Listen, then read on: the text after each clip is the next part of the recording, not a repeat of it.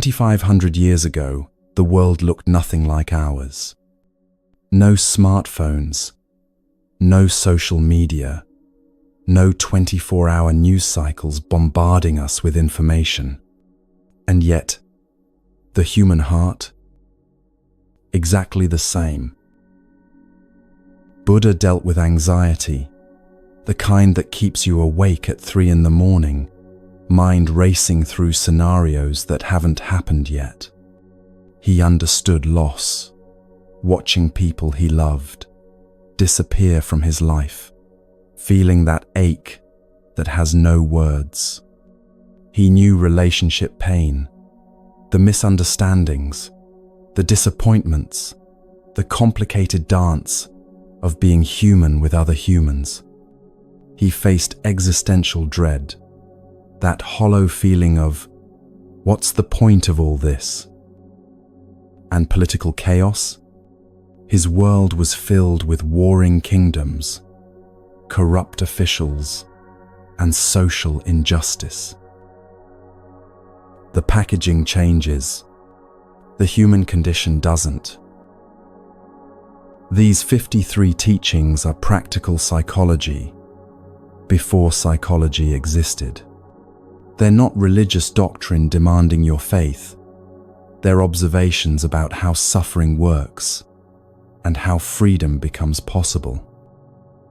There's a story I love about someone who discovered these teachings during the worst year of their life. Everything had fallen apart. Job gone, relationship ended, health failing. They stumbled across Buddha's words, not looking for religion, just desperate for relief. What they found wasn't a quick fix. It was something deeper, a complete reframing of what it means to be human, to suffer, and to be free. That's what these teachings offer. Not a band-aid for a bullet wound. Deep transformation. Here's how this differs from most self-help you've encountered. Self-help often says, be positive, manifest your dreams, change your thoughts, change your life. All that relentless pressure to feel good, think right, be better. Buddha says something radically different. Understand your thoughts. See their nature. Be free. He's not asking you to achieve permanent happiness. That's impossible. And chasing it creates more suffering. He's inviting you to relate differently to all experience. The good, the bad, the utterly mundane. You don't have to feel good all the time. You just have to stop making it worse. There's such relief in that, isn't there? You're not broken. You don't need fixing. You need understanding of yourself, your mind, the nature of this existence we're all navigating together. Wisdom over tips. Transformation over techniques. So what's the journey we're taking together over the next few hours? These 53 teachings are organized as a healing journey, each one building on the last, each one a doorway into deeper understanding. But here's what matters. This isn't about memorization. It's about absorption. Each teaching is a seed. Some will sprout immediately, shifting something in you right now. Others will lie dormant for months, even years, until suddenly, in some random Tuesday afternoon moment, you'll remember, and it'll make perfect sense. You might forget the exact words I'm speaking. That's okay. You'll remember how they made you feel. That feeling, that's what transforms you. Right now, thousands of people are listening to these same words. Someone in Tokyo at dawn. Someone in New York unable to sleep. Someone in London on their commute. Someone in Sydney seeking peace during a lunch break. All of us, in this moment, connected by the same longing for clarity, for calm, for a way through the chaos. You're not alone in this. Here's your permission structure, and I mean this. Take what serves you. Leave the rest. If something resonates, let it in. If something doesn't land, let it pass. Buddha himself said not to accept his teachings on blind faith. Test them, live them, see if they reduce suffering. If they do, keep them. If they don't, leave them behind. By the end of these 53 teachings, you won't have all the answers. That's not the goal. You'll have something better, a path, a way of seeing, of being, of moving through this world that creates less suffering and more peace. And that path, it starts right now.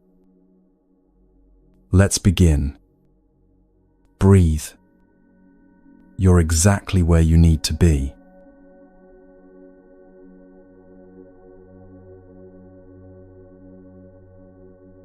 Teaching 1.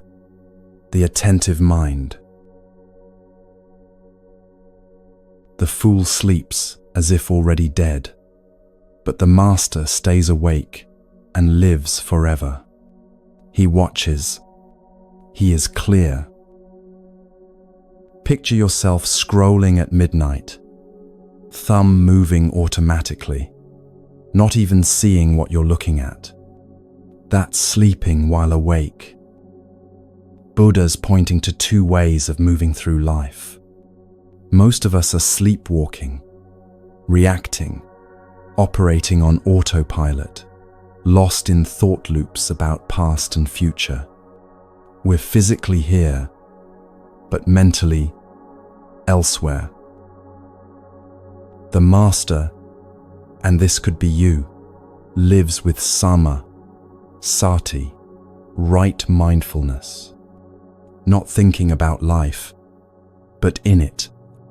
Watching doesn't mean becoming cold or distant. It means seeing clearly, without the fog of constant mental chatter. There's a woman I know who spent years stuck in traffic, raging at every red light, every slow driver. One Tuesday morning, something made her pause. Instead of feeding the anger, instead of fighting it, she just watched it arise. And something remarkable happened. The anger lost its grip. She noticed the sky turning orange and pink, the song playing on the radio, her own breath moving in and out. She was awake. Right now, as you listen, notice you're listening. That's wakefulness. That's all it takes to start.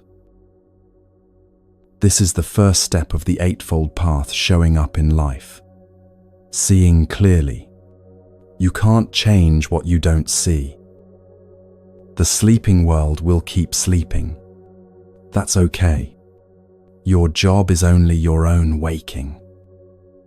And here's the gift. Once you start watching, once you taste that clarity, you can't fully go back.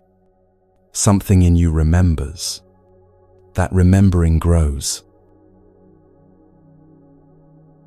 Teaching 2. Heedfulness. Attentive among the careless, awake, while others sleep, swift as a racehorse, you leave others behind. There's a version of this teaching that makes it sound competitive. You're winning while others lose. But that's ego talking, and Buddha taught seeing through ego. Here's what it really means. When you wake up to this moment, when you practice mindfulness, you're not racing against others. You're stepping out of the race entirely. Everyone else is running toward tomorrow, haunted by yesterday. You're here, now. That makes you swift not because you're faster, but because you're not carrying the past or future like weights. Two friends go hiking. One rushes ahead, missing everything, thinking only about reaching the summit. The other walks steadily, noticing the moss growing on stones, listening to birds calling through the trees, feeling each breath fill the lungs. Who's really traveling? The leaving behind isn't about superiority. It's about liberation. You leave behind the suffering that comes from resisting this moment, from wanting to be anywhere but here. This is right effort from the Eightfold Path, not straining, not forcing, but applying intelligent energy to stay present. You're awake while others dream because you've decided that this moment, exactly as it is enough. That's revolutionary. That's freedom. And here's the tender part. As you wake up, your presence might wake others. Not through preaching, but through being. Peace is contagious. Wakefulness spreads like dawn. You're not better than the sleeping. You're just no longer willing to miss your own life. Teaching 3. The mind. As the archer shapes his arrows straight, the master directs his wandering thoughts. Your mind is not your enemy. Let that land. Buddha didn't teach that thoughts are bad, or that you need to destroy your mind. He taught that you can learn to work with it. Think of an archer. She doesn't hate the wood. She understands its nature and patiently, carefully shapes it to fly true. That's your relationship with your thoughts. Right now, your mind probably jumps like a monkey in a tree, past to future, worry to fantasy, judgment to planning. That's normal. That's what untrained minds do. Right concentration from the Eightfold Path is about training attention, not forcing, not fighting, guiding, gently bringing your mind back when it wanders. Again, and again, and again. A man sits down to meditate for the first time, frustrated within minutes that his mind won't shut up. Thoughts everywhere, relentless. His teacher smiled when he complained, "You think the practice is having no thoughts. The practice is noticing when you're lost in thought and coming back. That noticing, that's the practice. Every time you notice you've drifted and return to breath, to body, to this moment, you're shaping your arrow. You're training your mind to be usable, responsive, clear. This isn't about control. It's about understanding.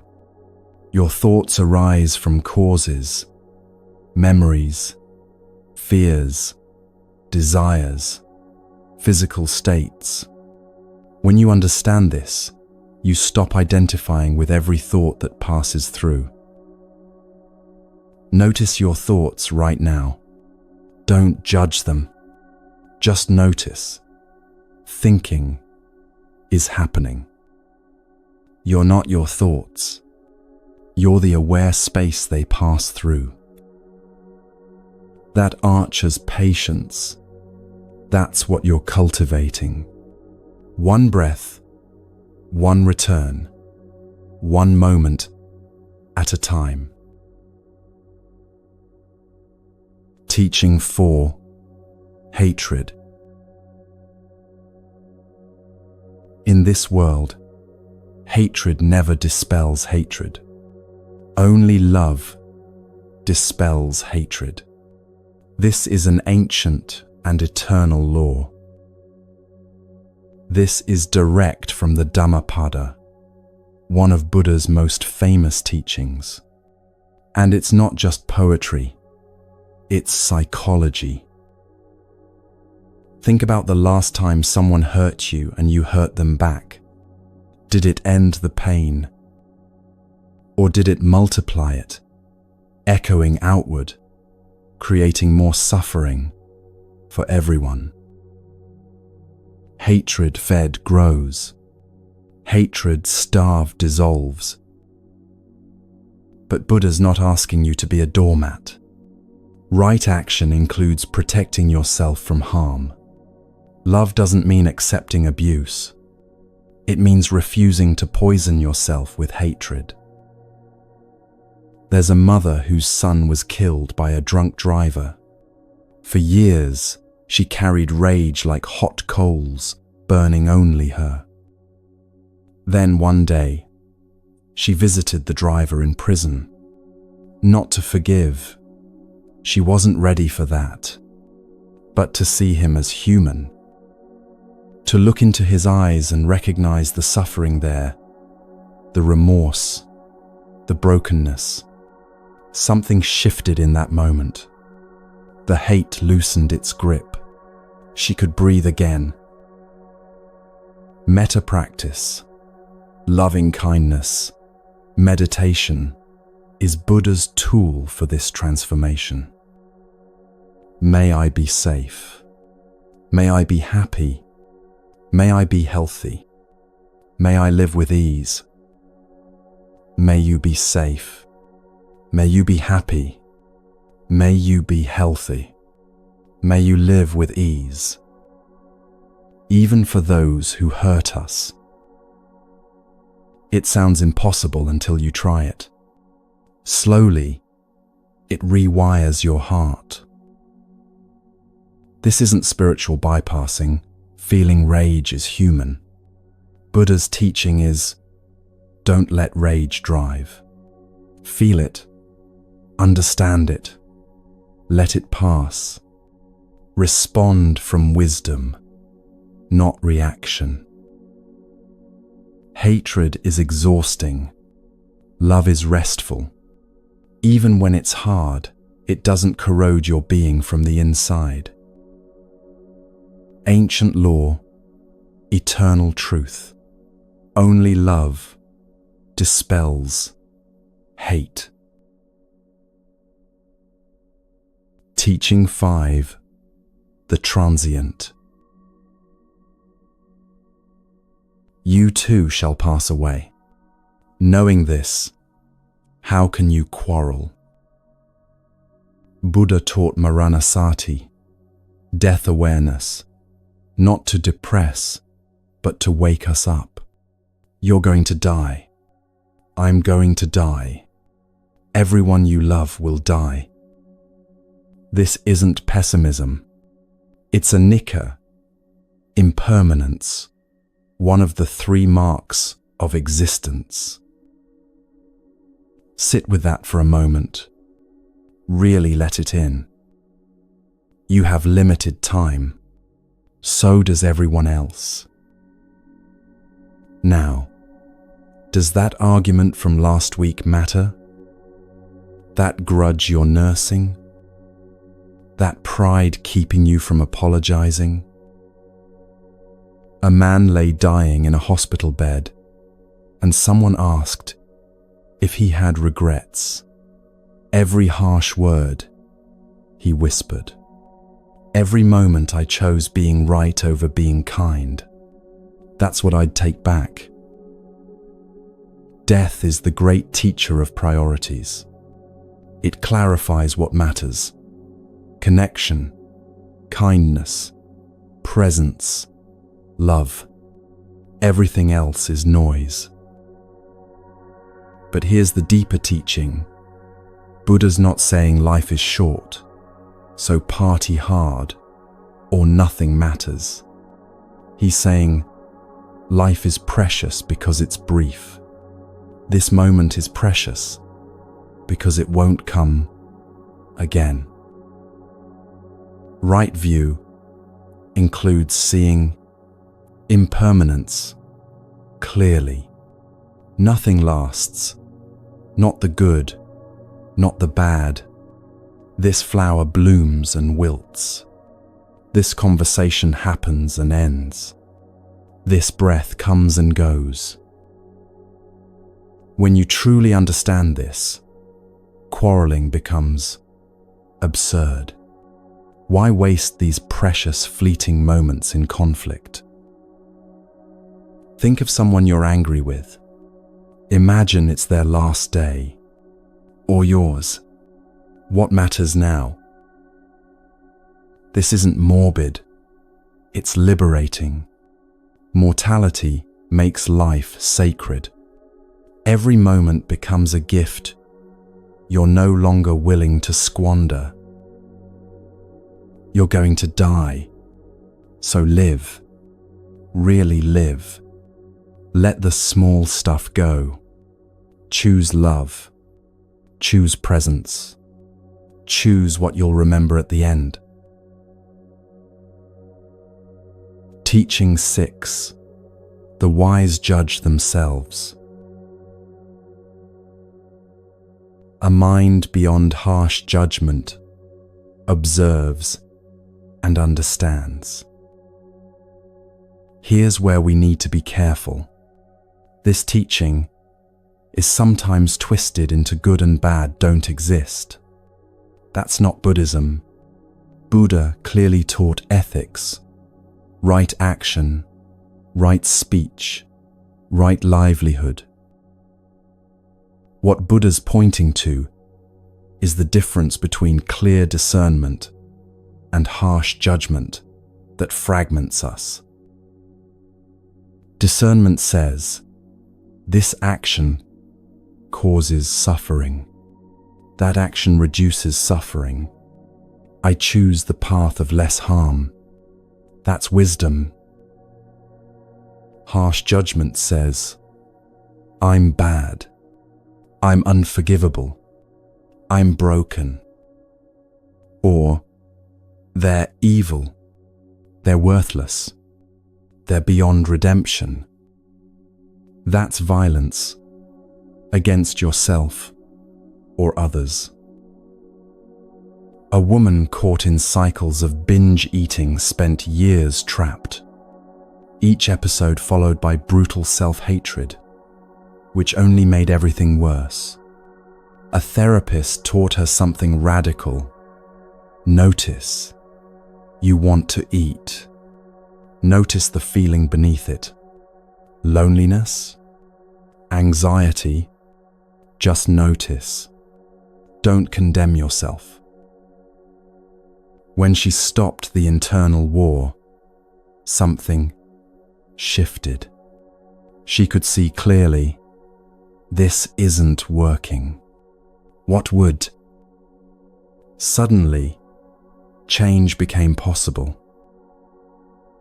The Buddhist framework, actions are kusala, skillful, wholesome, or akusala, unskillful, unwholesome. Not good/evil, but helpful/harmful. This takes away the crushing weight of moral condemnation while keeping ethical clarity. You can observe. I spoke harshly. That caused pain. I want to do better.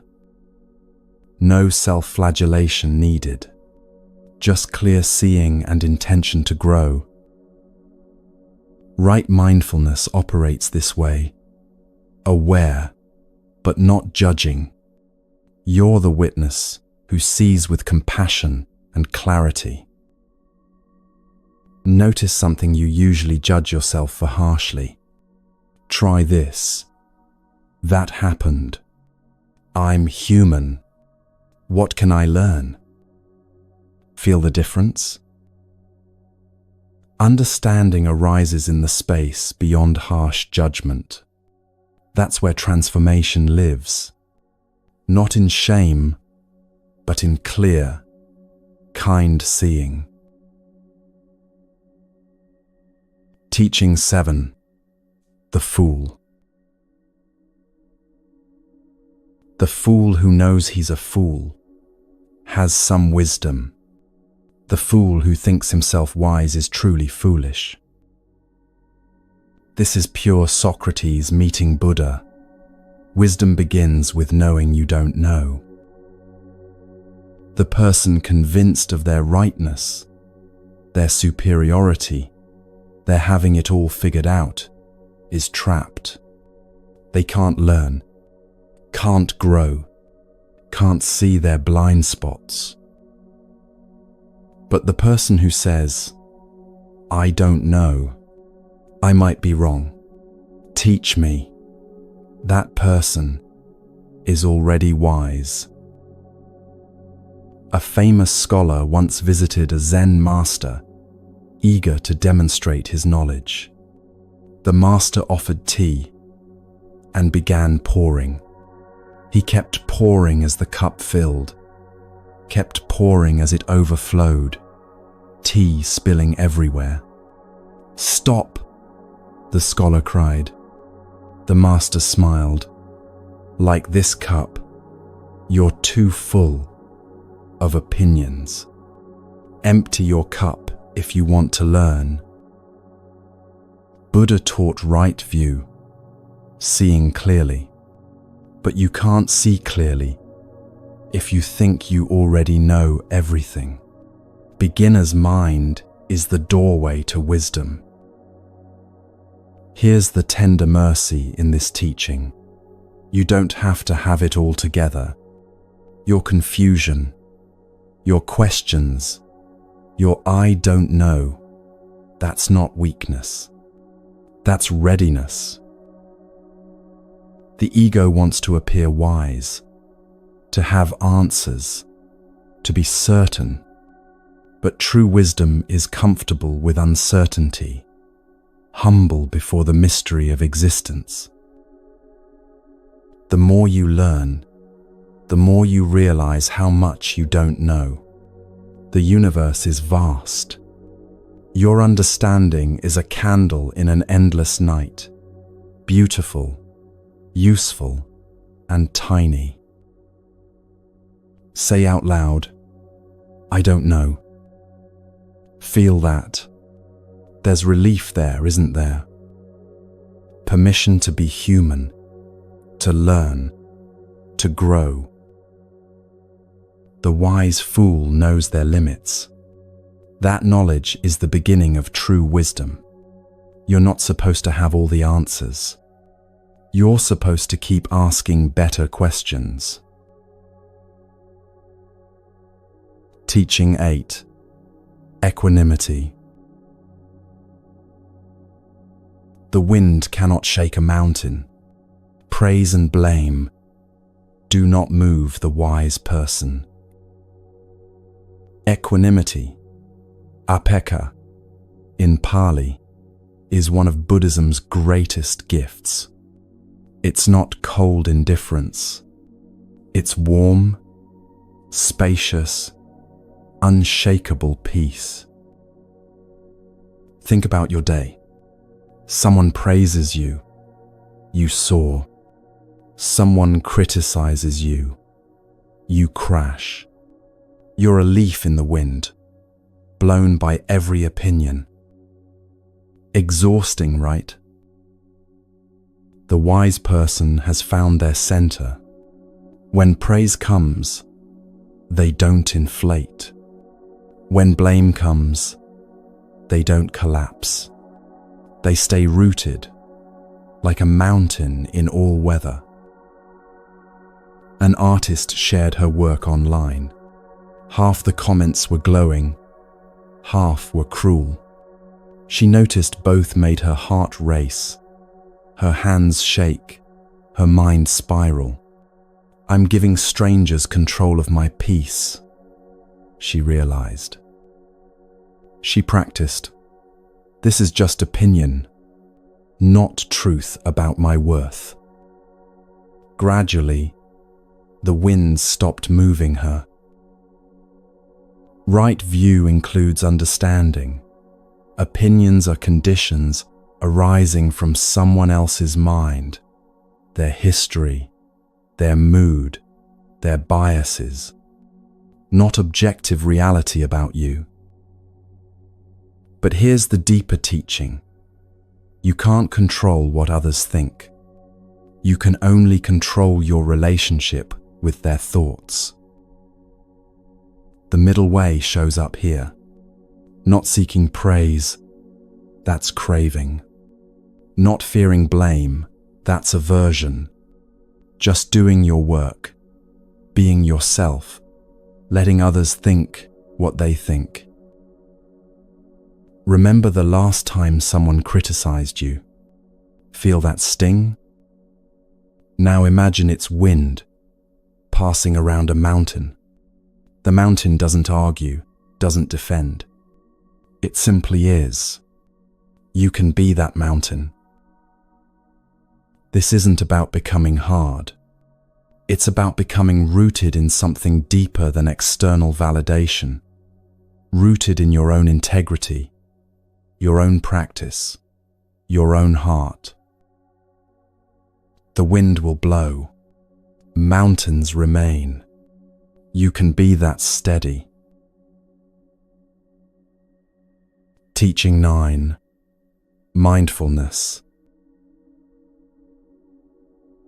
Whether happiness or sorrow comes, continue your path intact, mindfully aware.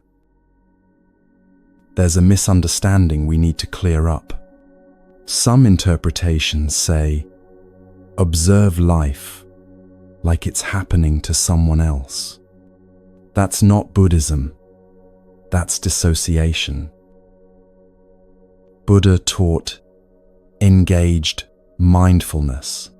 You're fully in your life, experiencing it completely, but not lost in reactive identification. Think of watching a movie. You cry at sad parts, laugh at funny parts. You're involved. But you don't run onto the screen to save the character. You're present and aware it's a movie. That's how Buddha invites us to live, fully feeling, fully present, but with a quality of awareness that doesn't drown in emotion. A man's father died suddenly. He grieved deeply. Tears, pain, longing, the crushing weight of loss. But underneath, there was awareness. This is grief. This is love expressing itself as loss. This is being human. He wasn't detached from sorrow. He was with it, clearly. Right mindfulness, sama, sati, means continuous, clear awareness while participating in life. You're not above it, outside it, or separate from it. You're in it, awake. When happiness comes, enjoy it fully, knowing it won't last. When sorrow comes, feel it fully, knowing it won't last. Neither defines you. Both pass through. This is anicca, impermanence, lived. Everything arises and passes. You remain, not as a fixed self, but as aware presence.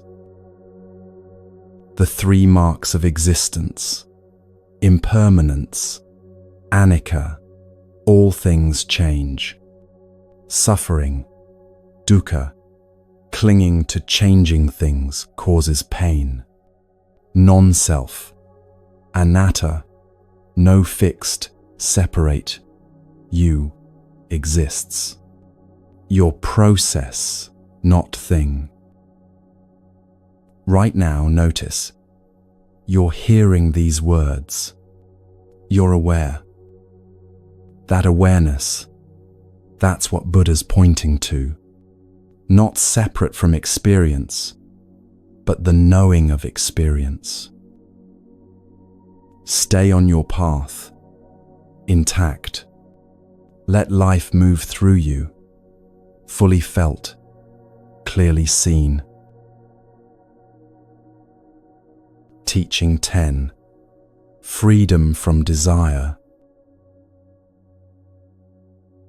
Even in an empty forest, one finds joy, desiring nothing. This teaching needs care. Buddha didn't say, eliminate all desire. He taught about tanha, compulsive craving that causes suffering. The middle way means not clinging desperately to pleasure, not punishing yourself with deprivation. Balance.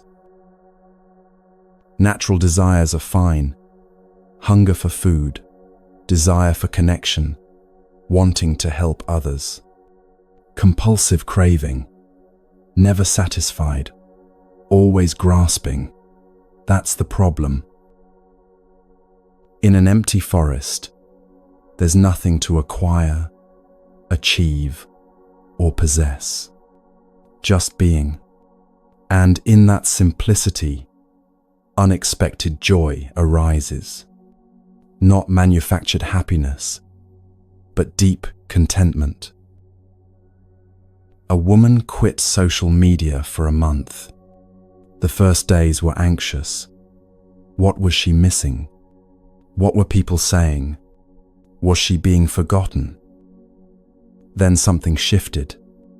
Without constant comparison, consuming, performing, she noticed things. Morning light streaming through her kitchen window, the texture of her own thoughts, the surprising richness of boredom. She felt free. Buddha's teaching: when you stop the endless pursuit of more stuff, status, stimulation, you discover what's always been here, this moment, complete as it is. Right livelihood connects here. Simple living, ethical work, not harming others or yourself in pursuit of wealth. Enough, not excess. But don't mistake this for poverty vows. Buddha tried extreme asceticism and said, it doesn't work. He ate when hungry, rested when tired, taught with compassion. He practiced wise simplicity, not self-punishment. What if, just for today, you didn't need anything to be different? Not permanent, just today. What would that feel like? The empty forest is metaphor for spacious mind, not blank, but uncluttered by constant wanting. In that space, joy naturally arises. You don't have to go live in a forest.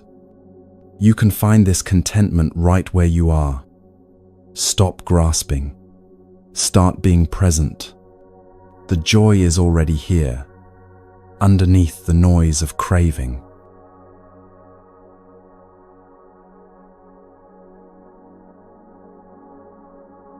Teaching 11. Right speech. Better than 1,000 hollow words is one word that brings peace. Right speech is the third step of the Eightfold Path, and Buddha was remarkably specific about it. Before you speak, ask yourself 4 questions. Is it true? Is it kind? Is it useful? Is it the right time? If what you're about to say doesn't meet all 4 criteria, consider silence instead. We live in a culture of constant talking, social media captions, text messages, comments on everything, hot takes about news we barely understand. More words than ever in human history. But how many actually bring peace? There's a man who talked incessantly, filling every silence with chatter. He felt lonely despite being surrounded. A friend finally said, "You talk so much, I never get to know you." He realized his words were walls, not bridges. One true word, "I'm scared," "I love you," "I'm sorry," "Thank you," can change everything. It cuts through, lands in the heart, creates connection. Buddha taught that speech creates karma. Words ripple outward, shaping reality. Harsh words create suffering. Kind words create ease. This isn't mystical. It's observable. The practice. Before speaking, pause. Check the 4 criteria. If yes, speak. If no, let it pass. This doesn't mean becoming silent or passive. It means becoming intentional. Your words gain power when you're not wasting them. Today, try speaking 20% less. When you do speak, mean it. Notice what changes. One word that brings peace is worth more than 1,000 that bring noise. Your voice is sacred. Use it wisely. Teaching 12. Self-mastery.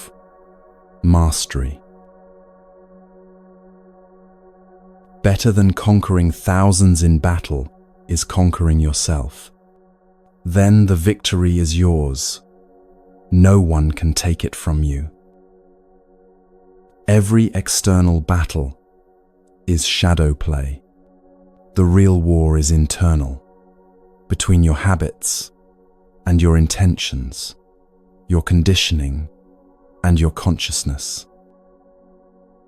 Buddha identified the real enemies, the 3 poisons: greed, compulsive grasping, wanting more; hatred, aversion, pushing away; anger, delusion, ignorance, not seeing clearly. These are what you're conquering, not other people, your own patterns of suffering. A recovering addict once said, "I had to fight myself every day," the voice saying just once more, "Every time I won that battle, I got stronger." That's the only victory that mattered. Alexander the Great conquered nations. Buddha conquered the mind. Guess who found peace? When you master yourself, when you feel anger arise and choose not to lash out, feel craving and choose not to chase it, that's true power. This victory can't be taken. You can lose wealth, health, relationships.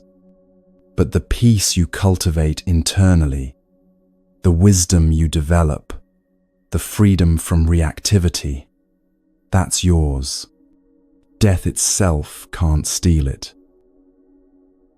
Right effort is the practice, cultivating wholesome states, preventing unwholesome ones. Like gardening your mind, pulling weeds, planting flowers. Next time anger arises, try this. Anger is here. I see you, but I'm choosing differently.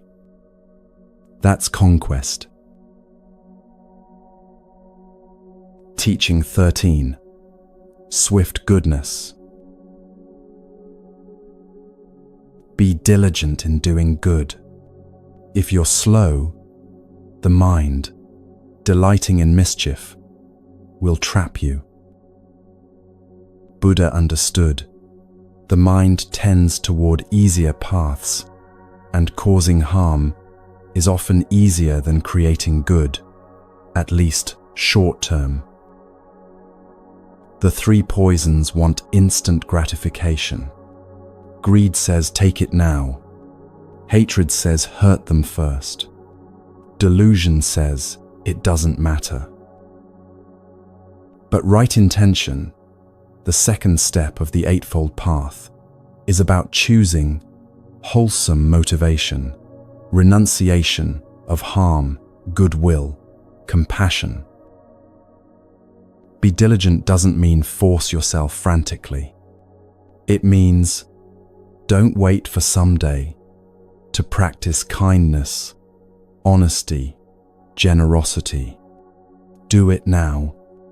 The longer you wait, the more old patterns strengthen.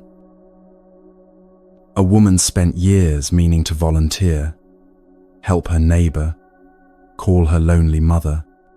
Soon, she always thought. Years passed. The opportunities disappeared. She learned, goodness delayed is goodness denied. The mind is tricky. It'll convince you tomorrow is better, that you're not ready, that it doesn't matter. These are delusions keeping you trapped. Karmic truth. Every action creates conditions for future actions. Do good now, it becomes easier next time. Delay good, it becomes harder. But here's the mercy. This isn't about perfection. It's about direction.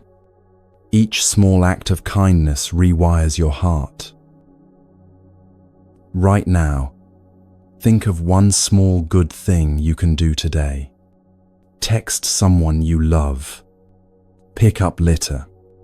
Speak kindly to yourself. Do it now. Feel how that choice shifts something. The mind's mischief is seductive. Counter it with swift goodness. Not from obligation, from understanding that wholesome action creates wholesome being. Be diligent. Start now. Teaching 14. Universal compassion. All beings tremble before violence. All fear death. All love life. Seeing yourself in others. Harm no one. This is ahimsa, non-violence, at its deepest. Not just don't kill. Don't cause unnecessary suffering to any being. Buddha's insight. There is no other. Not really.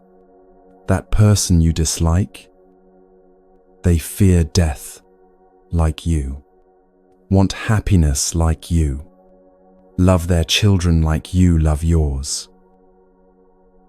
Interdependence, pratityasamutpada, is core Buddhist teaching.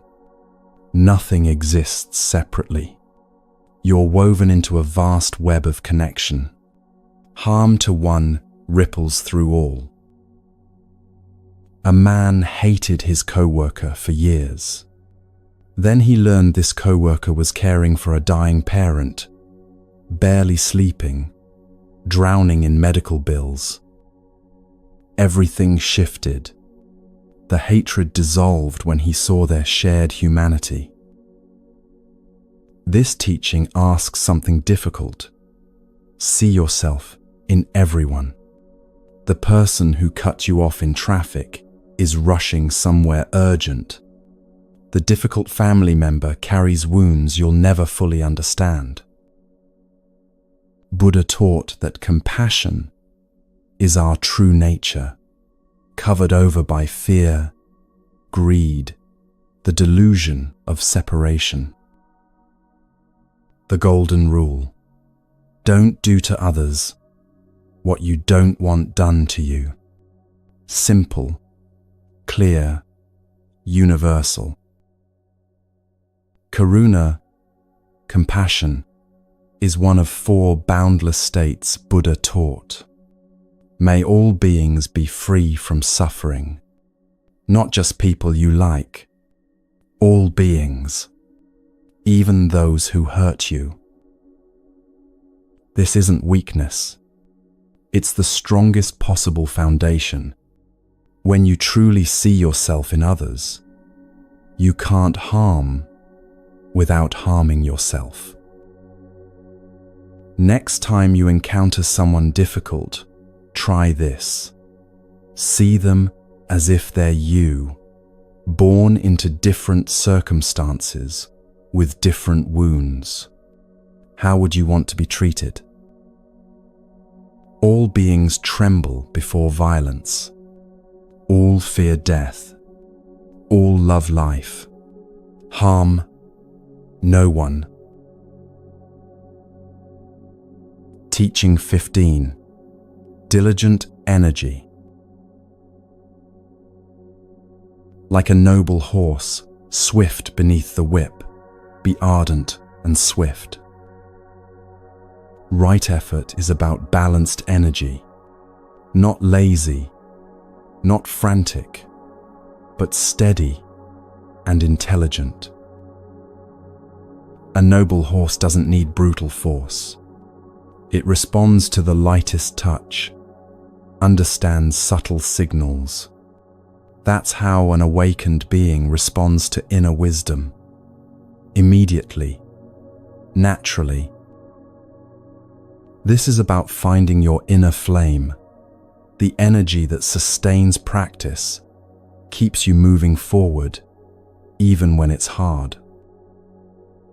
Someone spent years ignoring their instincts, overriding inner knowing with what they should do. They were exhausted constantly.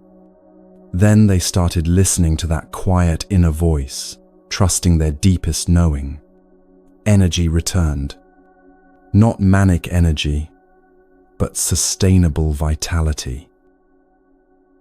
There's a difference between force and flow. Force is ego-driven, pushing, straining, exhausting. Flow is wisdom-driven, moving with reality, responding skillfully. The whip isn't punishment.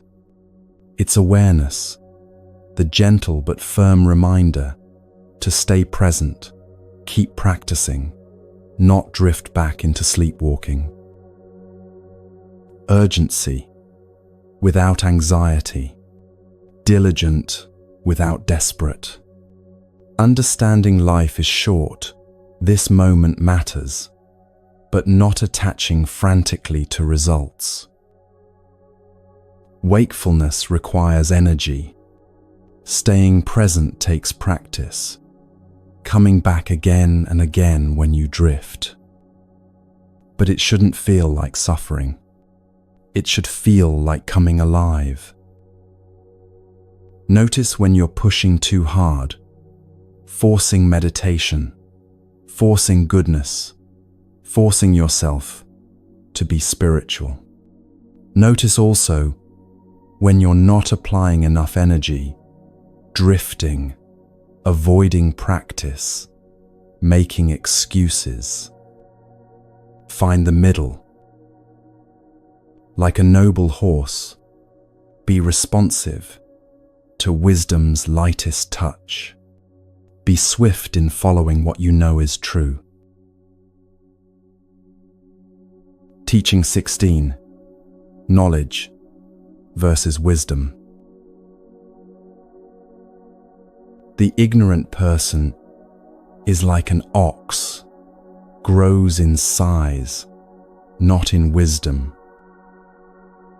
Knowledge is borrowed from others, books, teachers, information constantly flowing in. Wisdom grows within you, earned through living, through practice, through direct experience. You can know everything about Buddhism intellectually and still be trapped in suffering. Or you can know little intellectually but live with profound wisdom, free and at peace. An expert once understood nothing. He'd read every book, could lecture for hours about meditation and enlightenment. His head was full. His heart was empty. He'd never actually practiced, never sat with his own suffering. All that knowledge was like a menu in the hands of a starving person. Panna, wisdom in Pali, is experiential, not conceptual. It's knowing that comes from doing, from being, from transformation. This is why we keep consuming, but stay empty. We're accumulating knowledge, which feels productive, but knowledge without practice is like seeds in a warehouse instead of planted in earth. The ox grows big, but not wise. All that accumulation just makes you heavy, not free. Wisdom comes from practice, from meditation, from ethical living, from paying attention to cause and effect in your own life. It comes from falling down and getting back up, from sitting with discomfort instead of running away. You can know everything about swimming and still drown.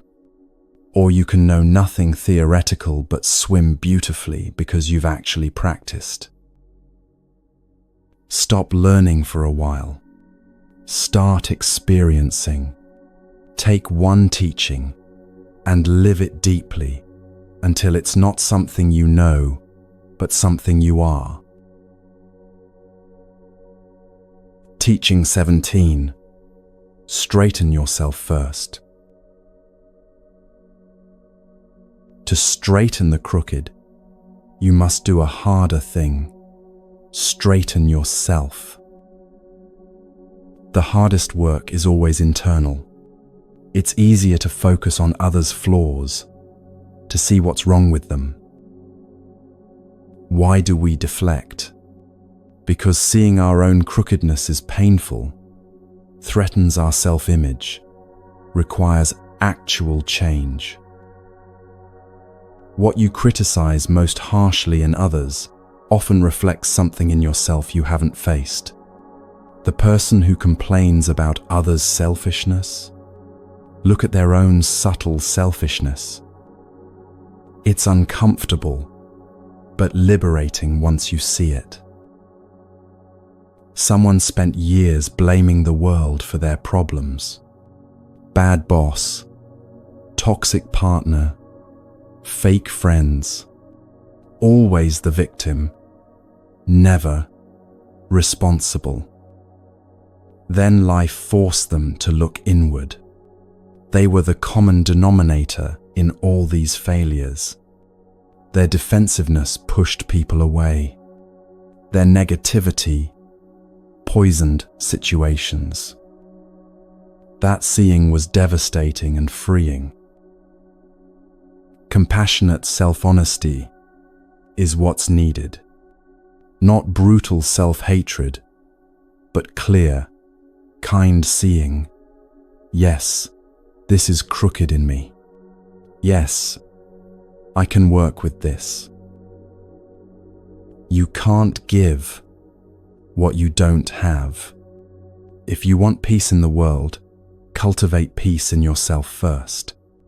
Change yourself, and you change the world through the ripple effect.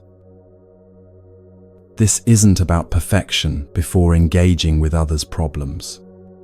It's about honest self-examination, about taking responsibility for your own crookedness first. When you judge someone today, ask yourself, where is this in me? What am I refusing to see about myself? The work is always closer than you think, always right here, in your own heart, waiting to be straightened. Teaching 18. Source of purity and impurity. Evil is yours, sorrow is yours, yet virtue and purity are also yours. You are the source of all purity and impurity. Everything originates within you. Your happiness, your suffering, your peace, your chaos, all sourced internally, all your responsibility.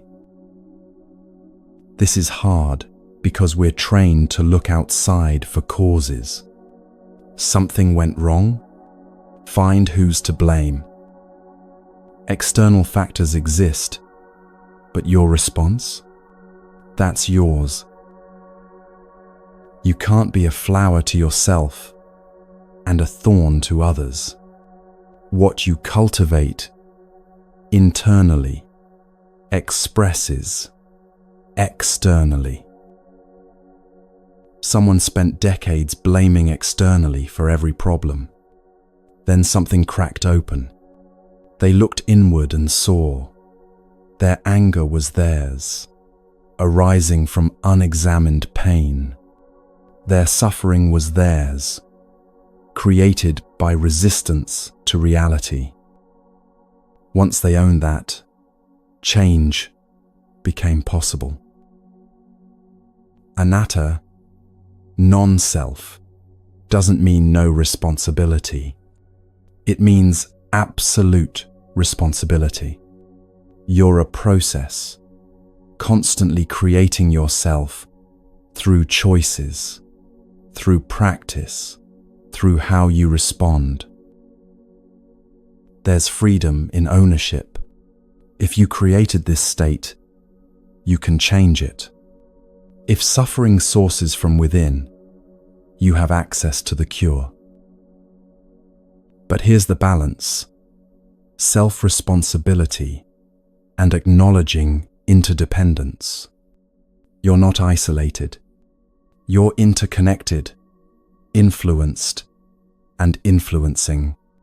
Context matters, but your response is yours. This state you're in right now, what are you cultivating? What are you feeding with your attention, your thoughts, your choices? You are the source, not the only cause, but the source of how you meet life, how you respond, who you become. That's terrifying and liberating all at once. Teaching 19. Living in reality. Do not live in distraction, in false dreams, outside the way. Distraction is the modern disease. Constant stimulation, Phones buzzing, screens glowing, noise everywhere, never genuine stillness. Past and future are mental prisons where most spend most of their time rehashing what happened, wishing it had gone differently, or projecting into what might happen, planning, worrying, fantasizing. Meanwhile, the only thing that's real, this moment, slips past unlived. False dreams are fantasies we hide in, projections we use to avoid reality, stories we tell instead of facing what's actually here.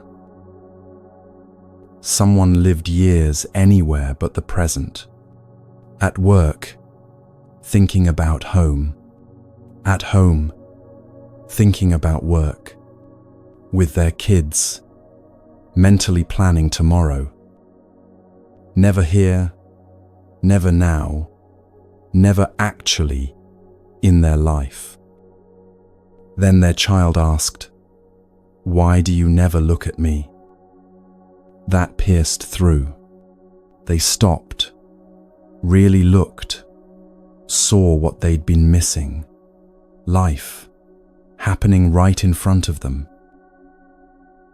Don't live through mind's interpretations. Live through direct experience. Feel the air on your skin now. Hear actual sounds. Notice breath moving. That's reality. Everything else is story. This doesn't mean abandoning thinking or planning. It means using mind skillfully, thinking when thinking is needed, then returning to presence. Sati, mindfulness, means present moment, awareness, not living in your head about life, but in life itself. Real life is here, not in your head about here. One breath practice, just this breath, fully experienced. That's all. That's everything. Notice when you're not here.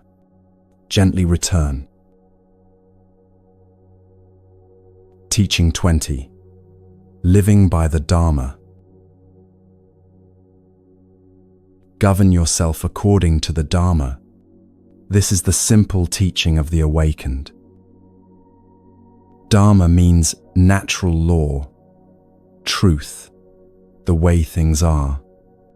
Not religious commandments, but observable reality about how suffering works and how freedom becomes possible. The river is already flowing to the ocean. Don't fight the current. Simply work with it. This isn't about being passive, giving up, accepting everything without discernment. It's about intelligently working with reality rather than exhausting yourself, fighting what cannot be changed. An exhausted swimmer learned to float instead of fighting waves. Suddenly, the ocean carried them. That's the difference between surrender and giving up. One is wisdom, one is defeat. Living in harmony with truth rather than resistance requires seeing clearly what can be changed and what cannot. Accept what can't be changed. Change what can.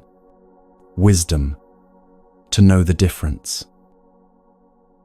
The middle way shows up here, not forcing reality to be different, not collapsing into helplessness, balanced response, working skillfully with what is. Trust natural unfolding while taking right action. Plant seeds, water them, provide conditions for growth, then trust the process. You can't force flowers to bloom by pulling on them. Where are you fighting reality? What if you worked with it instead? The Dharma is the way things actually work.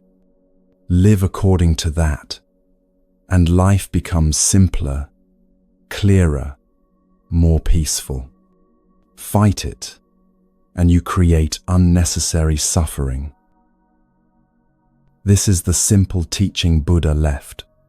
See reality clearly, respond wisely, reduce suffering. That's all. That's everything.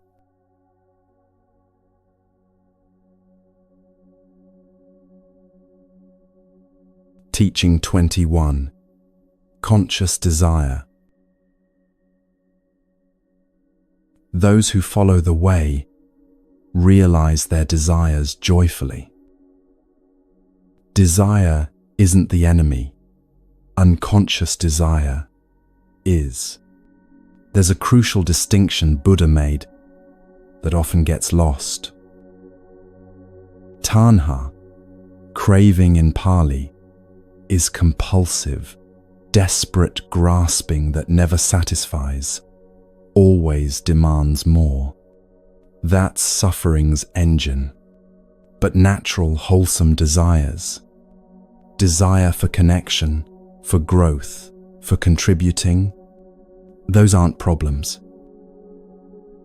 Waking up means choosing consciously what to pursue, rather than being driven unconsciously by conditioning, by fear, by endless hunger that can never be filled. The future is a mental trap, always planning, always preparing, always living for when things will finally be right. Meanwhile, now, the only reality passes by, unlived. Someone spent years chasing tomorrow. When I get the promotion, then I'll be happy. When I find the right partner, then I'll relax.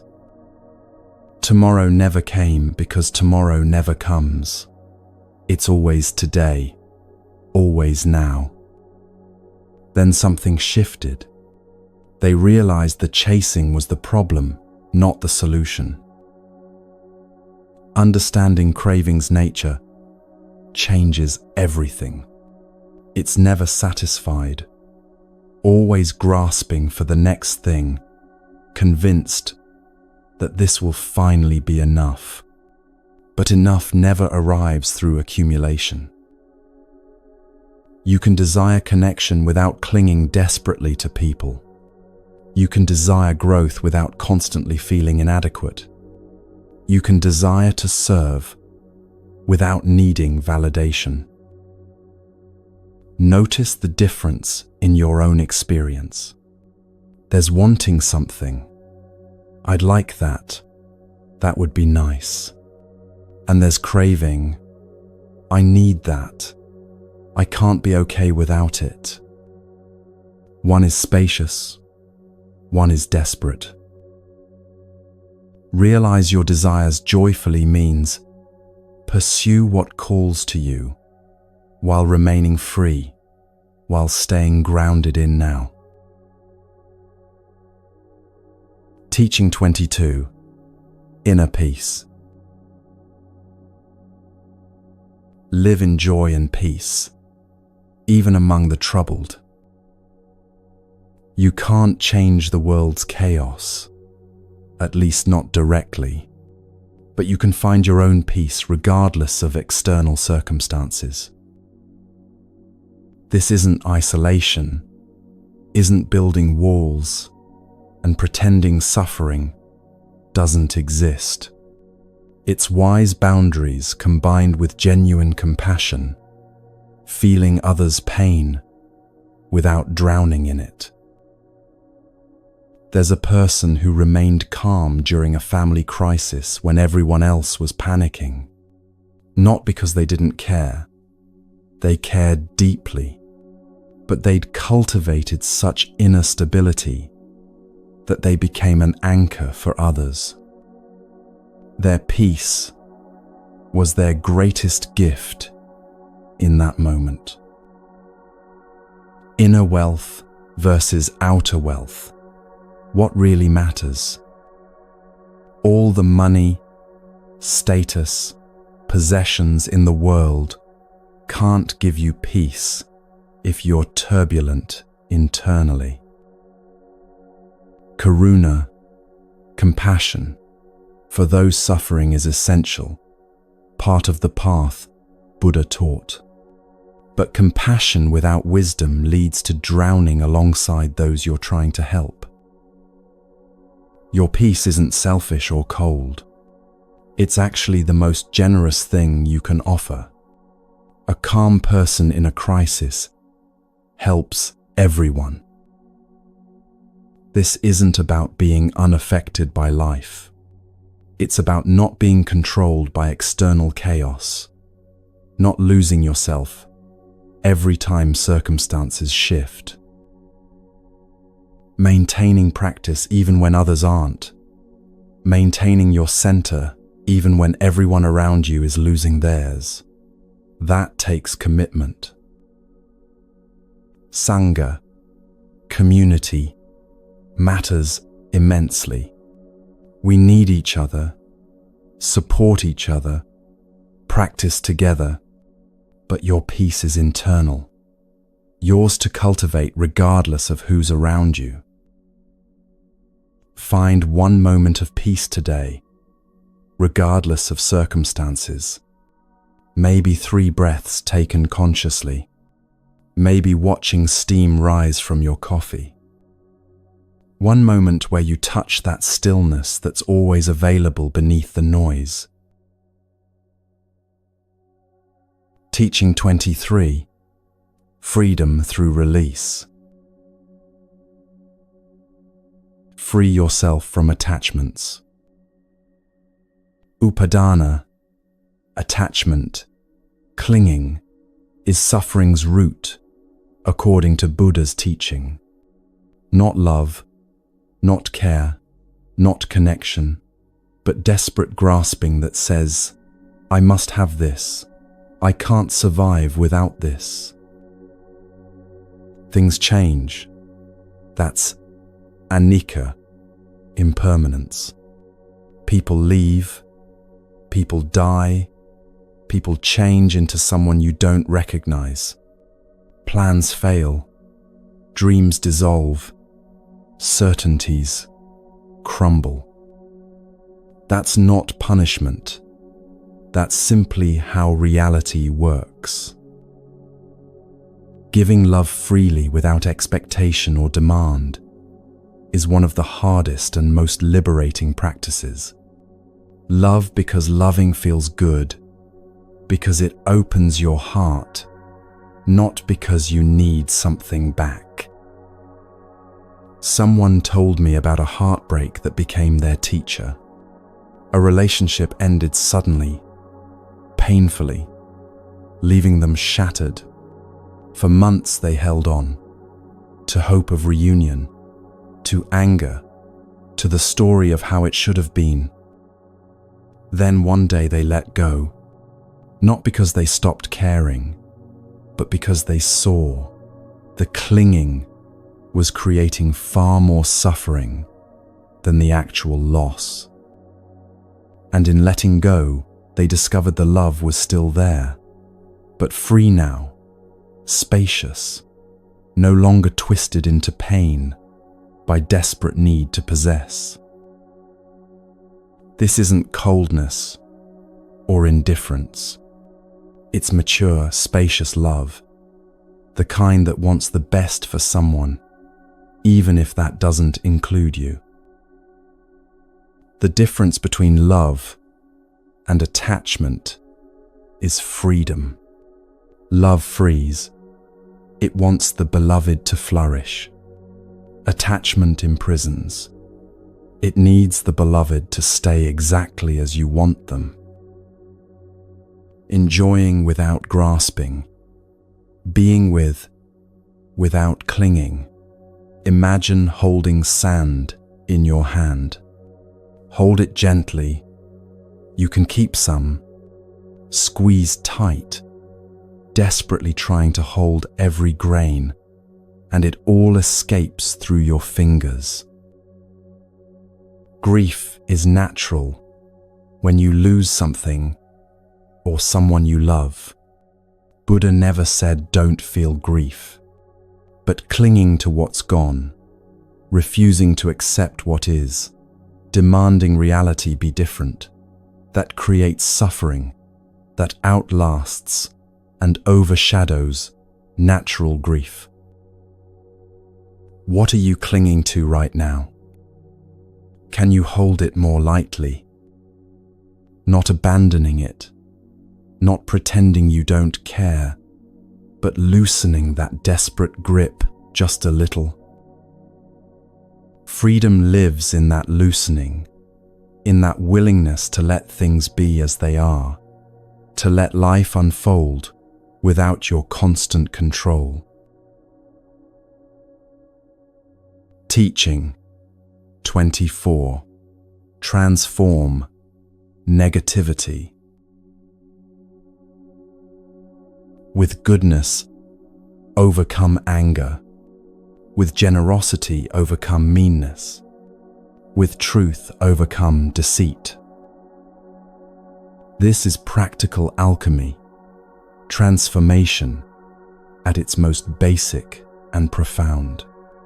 Metta, loving kindness, doesn't suppress hatred or pretend it doesn't exist.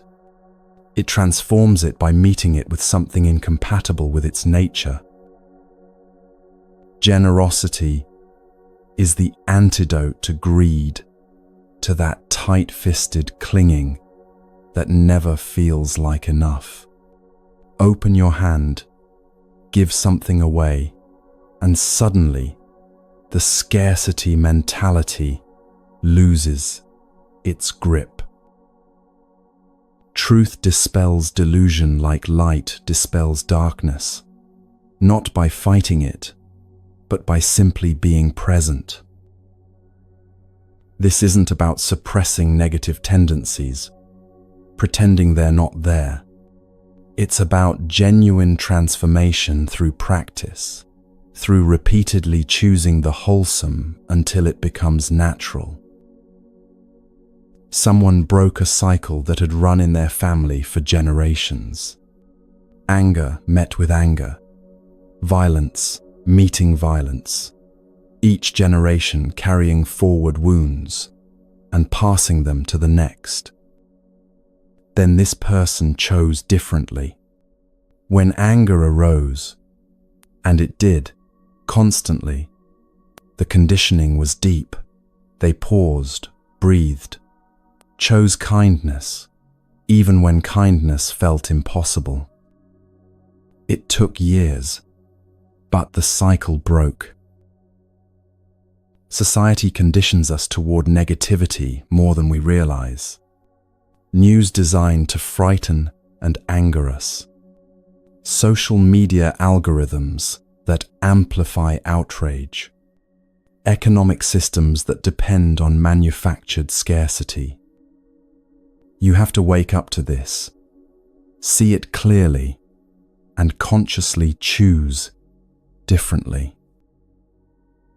Small daily alchemy transforms everything over time.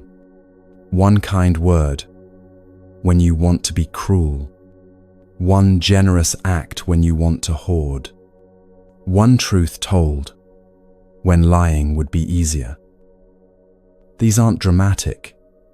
They're ordinary moments where you have a choice. This isn't fake positivity that denies reality or invalidates genuine suffering. It's genuine transformation through understanding that each wholesome action weakens unwholesome tendencies, strengthens wholesome ones. Counter one negative tendency with its opposite today. Feel anger arising. Try kindness, even just in your mind. Notice greed, that grasping, wanting more.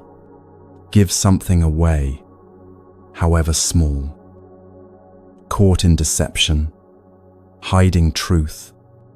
Speak one honest thing, however difficult. You're not fighting the negative, you're feeding the positive until it's stronger, more natural, more you than those old patterns ever were. Teaching 25. Masters of Body, Heart of Wisdom. The wise harm no one. They are masters of their bodies and go beyond sorrow to the place without limits. Panna, wisdom, is different from knowledge, fundamentally different. Knowledge is information, facts, things you can recite. Wisdom is understanding, integration, lived truth that changes how you move through the world. Masters of body doesn't mean domination or control, forcing the body into submission. It means sila, ethical conduct, and mindful action, living in harmony with this body-mind rather than at war with it. The place without limits is nirvana in Buddhist teaching, not a place you go after death, but freedom from suffering available in this life, in this body, through this practice. Someone found freedom through understanding, not force. For years they'd tried to control everything, their body through punishing exercise and restrictive eating, their mind through forced meditation and spiritual aggression. They were exhausted, miserable, nowhere near peace. Then they learned a different way, working with their nature instead of against it, treating themselves with compassion, understanding that transformation happens through kindness, not cruelty. That shift changed everything. Beyond sorrow doesn't mean you never feel sad, never grieve, never experience pain. It means you're not trapped by sorrow, not identified with it, not imprisoned in it. Living ethically naturally leads to peace. Not because you're earning points or following rules to avoid punishment, but because harmful actions create suffering and wholesome actions create ease. That's observable, testable, true in your own experience, if you pay attention. Harm no one includes yourself, maybe especially yourself. Self-compassion isn't weakness or self-indulgence. It's essential foundation for genuine practice, for sustained transformation, for actually being able to help others. Integration of wisdom, ethics, and mental discipline, that's the complete path Buddha taught. Not just meditation alone, not just being a good person alone, not just understanding alone. All three woven together, supporting each other, creating conditions for freedom. How can you care for your body with wisdom, not control? What would it mean to be master, not tyrant, but wise steward of this body that carries you through life? Listen to it, respect its limits, nourish it appropriately, rest when rest is needed, move when movement calls, Treat it kindly, this temporary vehicle for your practice. Teaching 26. Death Awareness. You are like a withered leaf. The messengers of death are near. You stand at the door of departure. Have you your provisions for the journey? Maranasati, death meditation, is one of Buddha's most powerful wake-up calls. Not to frighten, not to depress, but to clarify, to cut through the fog of distraction and denial. Birth and death bookend every life, and between them, only death is certain. You don't know when, you don't know how, but you know it's coming. That's not morbid, that's realistic. The yellow leaf represents life's autumn, that season when you realize time is actually limited, that you're mortal, that this won't go on forever. What matters between birth and death really matters, stripped of all pretense. This teaching isn't about fear, though fear might arise when you first face mortality honestly. It's about clarity, the brilliant clarity that comes when you stop pretending you have infinite time. Someone woke up in time. They'd spent years on autopilot, living by default rather than choice, pursuing things they didn't actually care about, because that's what people do. Then a health scare made death real. They realized, I could die having never really lived, having never done what matters, having spent my entire existence on trivial pursuits. Everything changed after that. They started living with intention, with presence, with clear sense of what mattered and what didn't. What will you carry when you leave? Only wisdom, only love, only whatever understanding and compassion you've developed. Everything else stays behind. Provisions for the journey means ethical conduct, wisdom, compassion, developed now, in this life, through how you live each day. That's what makes the difference between dying with regrets and dying at peace.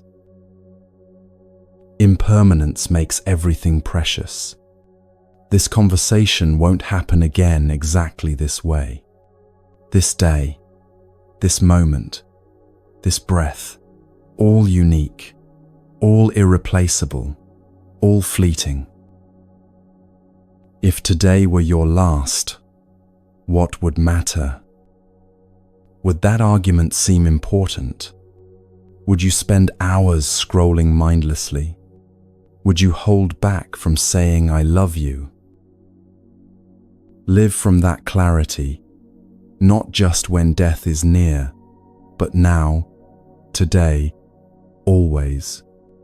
Let mortality teach you how to live, not how to fear. Teaching 27. Healthy solitude.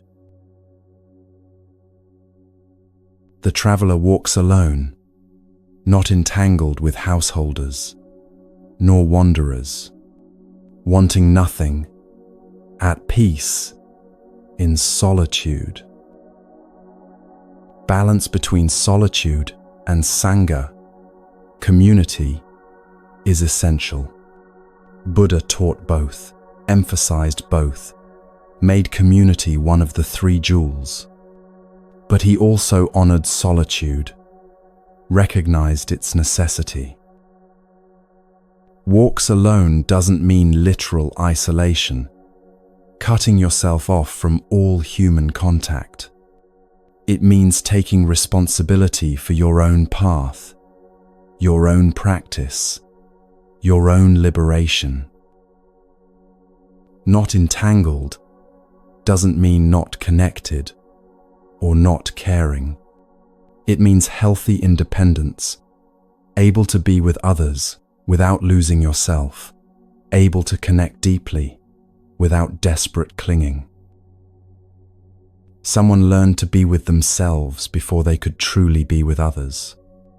Years of constantly needing people around, terrified of being alone, filling every silence with noise and distraction. Then circumstances forced solitude, a period of being alone with no escape, initially terrifying, eventually liberating. They discovered themselves in that solitude, learned their own mind, found they actually enjoyed their own company. When they reconnected with others, the quality was completely different, no longer desperate or needy, but free and genuine. Solitude is a tool, not the goal. You're not practicing to escape life or relationships or the world. You're practicing to engage more fully, more skillfully, more freely. Buddha established Sangha as essential because we do need each other. We need support, accountability, shared practice, the wisdom of those further along the path. Wanting nothing means not dependent on external validation, not requiring constant reassurance, not needing reality to conform to your preferences before you can be at peace. Comfortable in your own company, you can connect authentically with others. Uncomfortable with yourself, you'll use others to escape that discomfort, which isn't connection, it's distraction. Spend time alone without distraction. No phone, no music, no books, just you and silence. What arises? What do you discover when there's nothing to hide behind? That's where practice deepens, where you meet yourself directly, where transformation happens. Teaching 28. Right livelihood and love. Live in love. Do your work. Make an end to sorrow. Love as container for all action. Metta, infusing daily life. Not just meditation practice, but every interaction, every choice, every moment. Your work means right livelihood, the fifth step of the Eightfold Path. Ethical, meaningful contribution that doesn't harm others, that serves rather than exploits. This isn't assigned by the universe or handed down by fate. It's chosen by you, discovered through attention to what calls, what matters, what aligns with your deepest values. Find work that doesn't harm, doesn't exploit people, doesn't destroy environments, doesn't profit from suffering, doesn't require you to compromise your integrity. Work that serves others in some way. Work that uses your particular gifts, whatever they are. Someone spent decades in a career that paid well but drained their life away, made them complicit in things they didn't believe in. Everyone said they were successful. They felt dead inside. Then they made a change. Less money, less status, but aligned with their values. using their gifts to serve something they believed in. The relief was profound. Work done with love transforms from mere survival into service, from obligation into offering. Not that you always love every task. Some things are just hard or boring, but the container is love. The motivation is love. The direction is toward less suffering. Make an end to sorrow through ethical living, through loving action, through work that aligns with wisdom. Not perfection, direction toward less suffering, toward more freedom, toward genuine help rather than harm. Integration of love, right action, and wisdom creates peace. Not separate domains, spiritual life here, work life there, but seamless, unified, whole. How can you bring more love to your work today? Not fake enthusiasm or forced positivity, but genuine care, real presence, actual kindness toward whoever you encounter, whatever you're doing. Teaching 29. Inner Guidance. The path is not in the sky. The path is in the heart. Stop seeking outside yourself.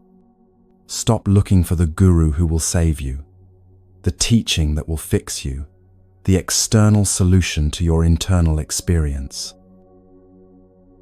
Don't follow gurus who claim to be the way, the truth, the only path to liberation.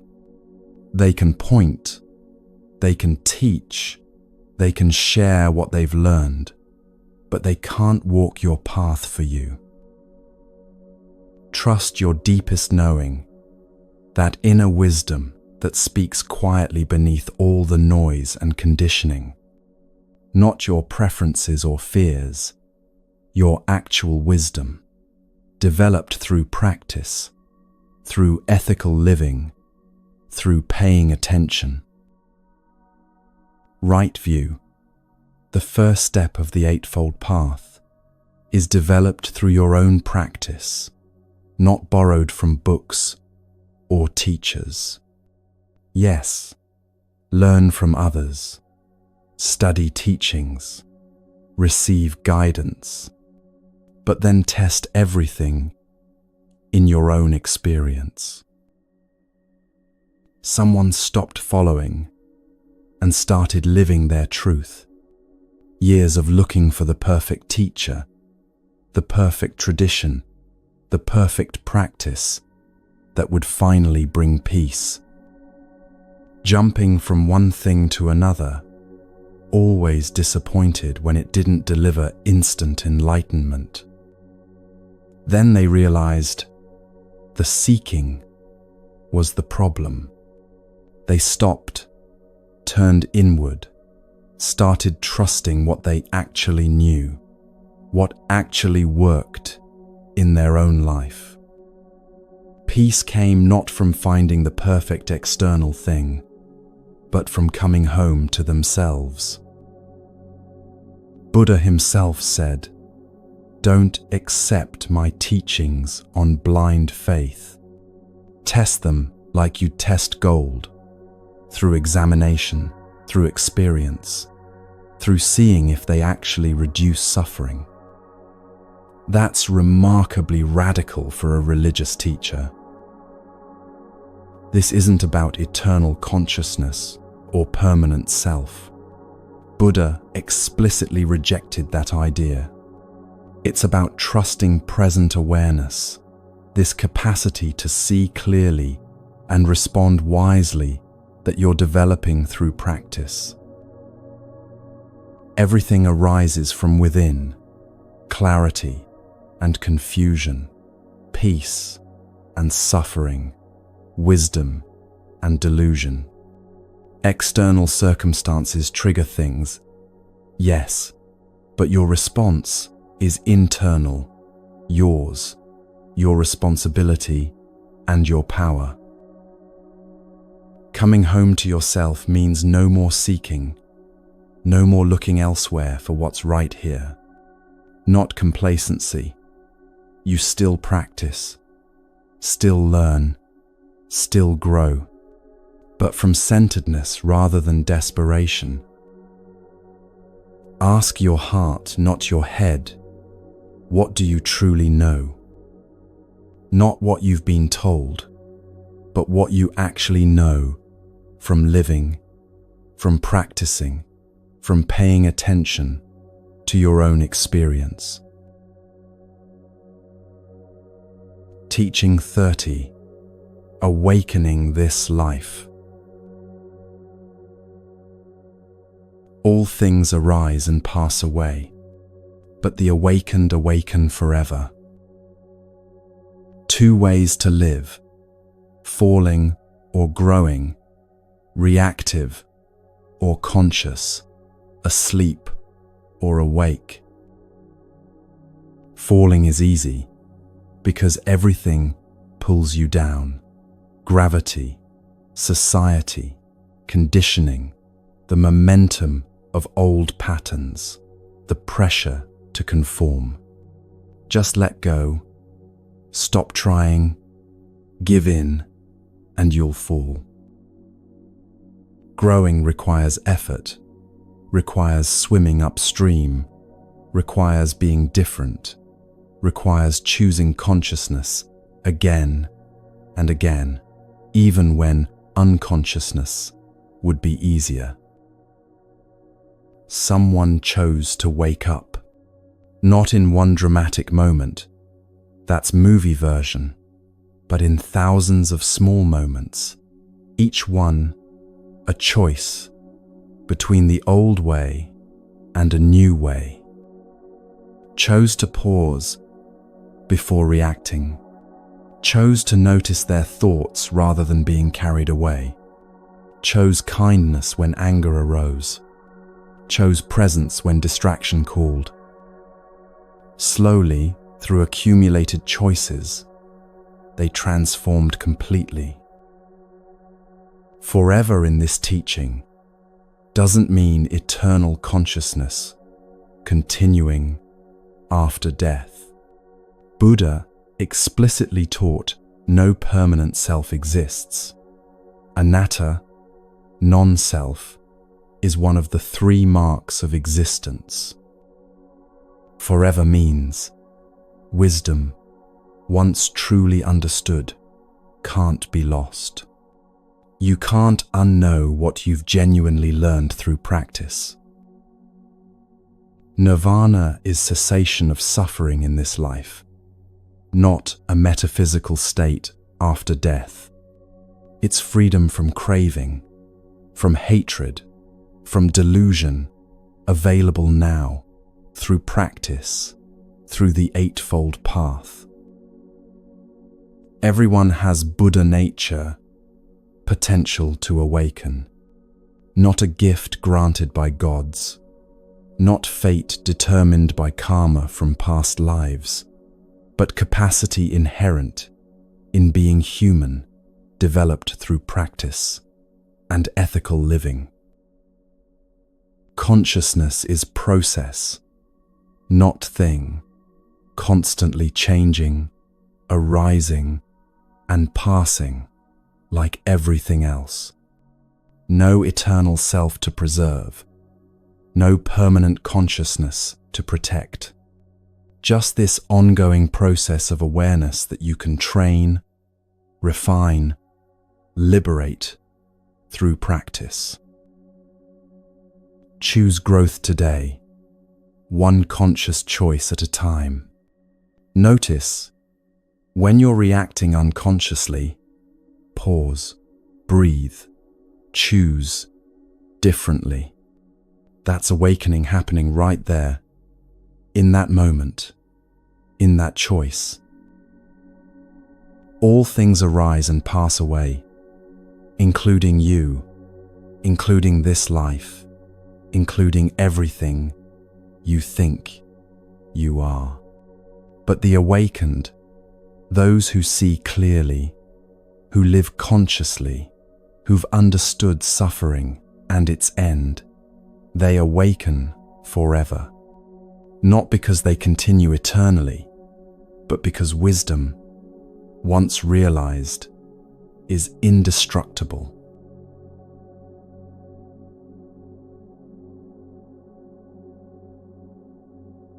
Teaching 31.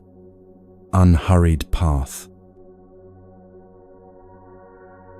If you determine your path with force or haste, you miss the way. Force and hurry are ego's signature moves, grasping for control, demanding results, pushing and straining against reality, because reality isn't moving fast enough. The middle way shows up clearly here, not forcing, not passive, but balanced effort. Not giving up and drifting, but not bulldozing your way through either. Someone spent years rushing through life, always on to the next thing, never satisfied with where they were. They were exhausted, stressed, ironically getting less done because they were moving too fast to move well. Then something forced them to slow down. An illness, a breakdown, life saying enough. In that slowing, they discovered something unexpected. They accomplished more, enjoyed more, lived more by doing less, by moving at a sustainable pace. Beauty requires presence. Rush past it, and you miss it entirely. The sunset, the conversation, the moment of connection, all gone if you're already on to the next thing. Domination versus flow. One works against reality, the other works with it.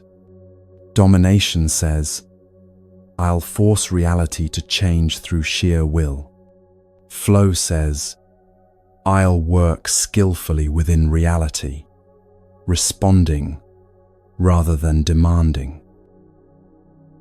Ego wants results now, immediately, yesterday, if possible. Wisdom is patient with process, understanding that transformation takes time, that rushing actually slows things down. You can't force awakening, can't force peace, can't force wisdom. They unfold naturally when conditions are right, when practice is consistent, when you stop trying to control and start allowing. You have permission to take your time with this practice. This isn't a race with a finish line.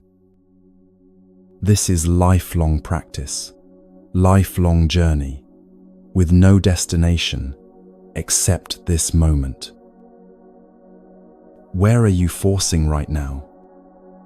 What if you eased up just a little? What if you let things unfold at their own pace? The way reveals itself when you stop forcing, when you slow down enough to see it. Teaching 32. Tranquil Observation.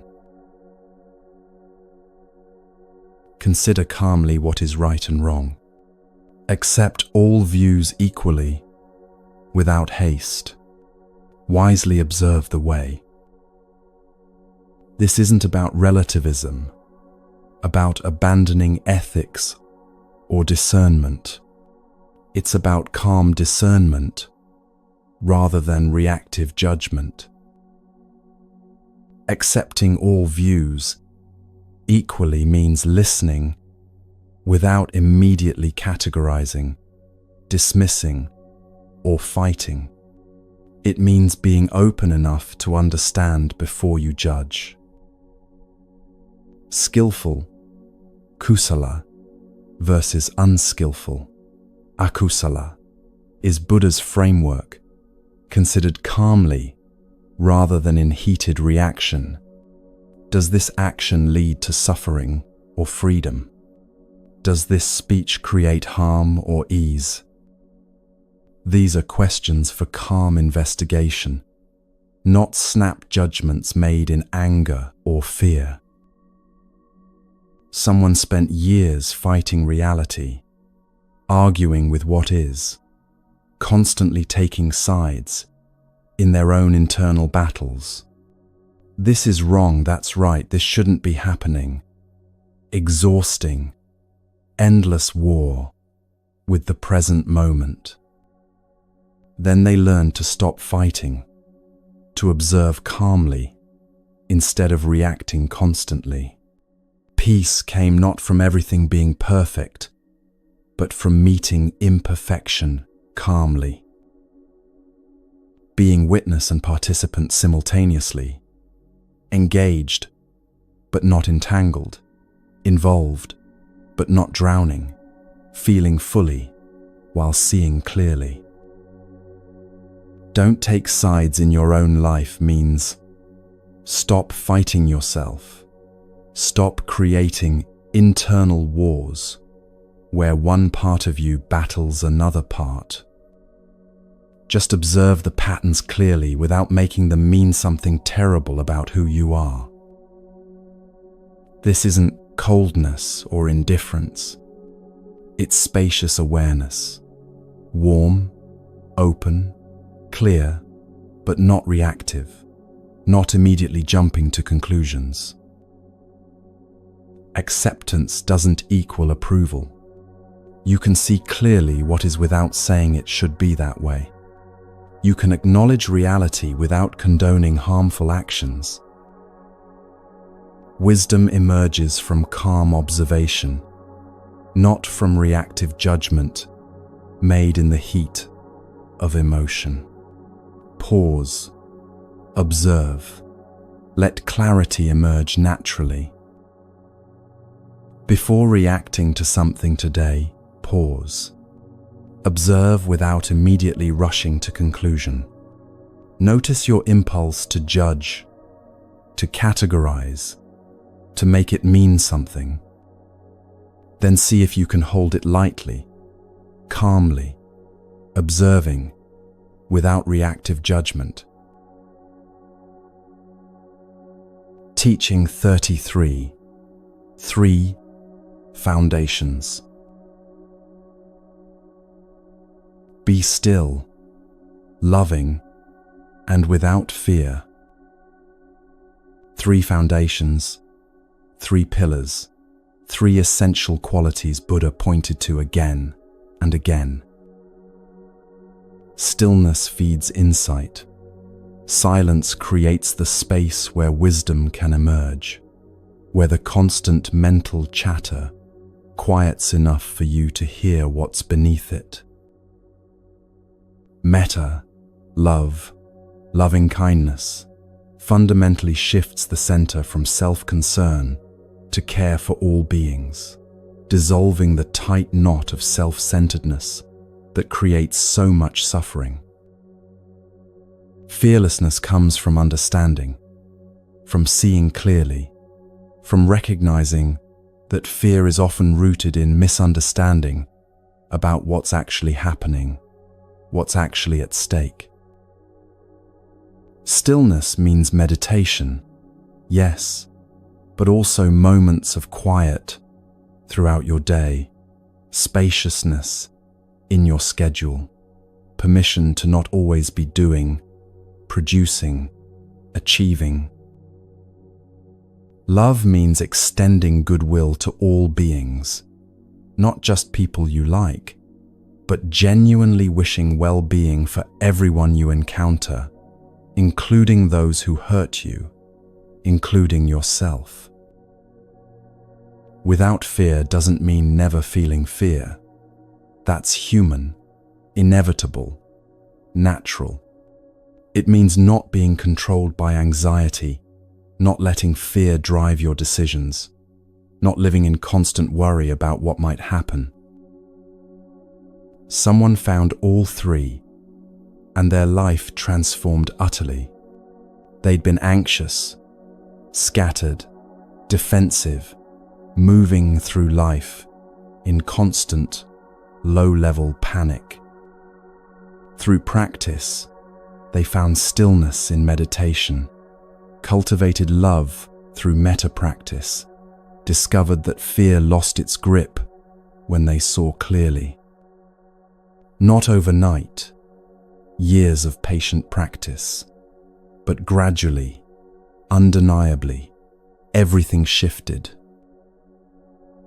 This isn't about never feeling fear. It's about not being driven by it, not making all your decisions based on avoiding what scares you. Love softens the tight fist of self-protection, that clenched, defended, guarded way of moving through the world that exhausts you and isolates you simultaneously. Trinity of practice: still mind, loving heart, fearless action. All three support each other. Stillness helps you access love. Love dissolves fear. Fearlessness allows deeper stillness. Find stillness first, even just a few breaths. In that stillness, love arises more naturally. As love grows, fear dissolves, because fear is fundamentally about protecting a separate self, and love reveals there's no separate self to protect. Teaching 34: Silence and Consciousness. Silence alone does not make a master.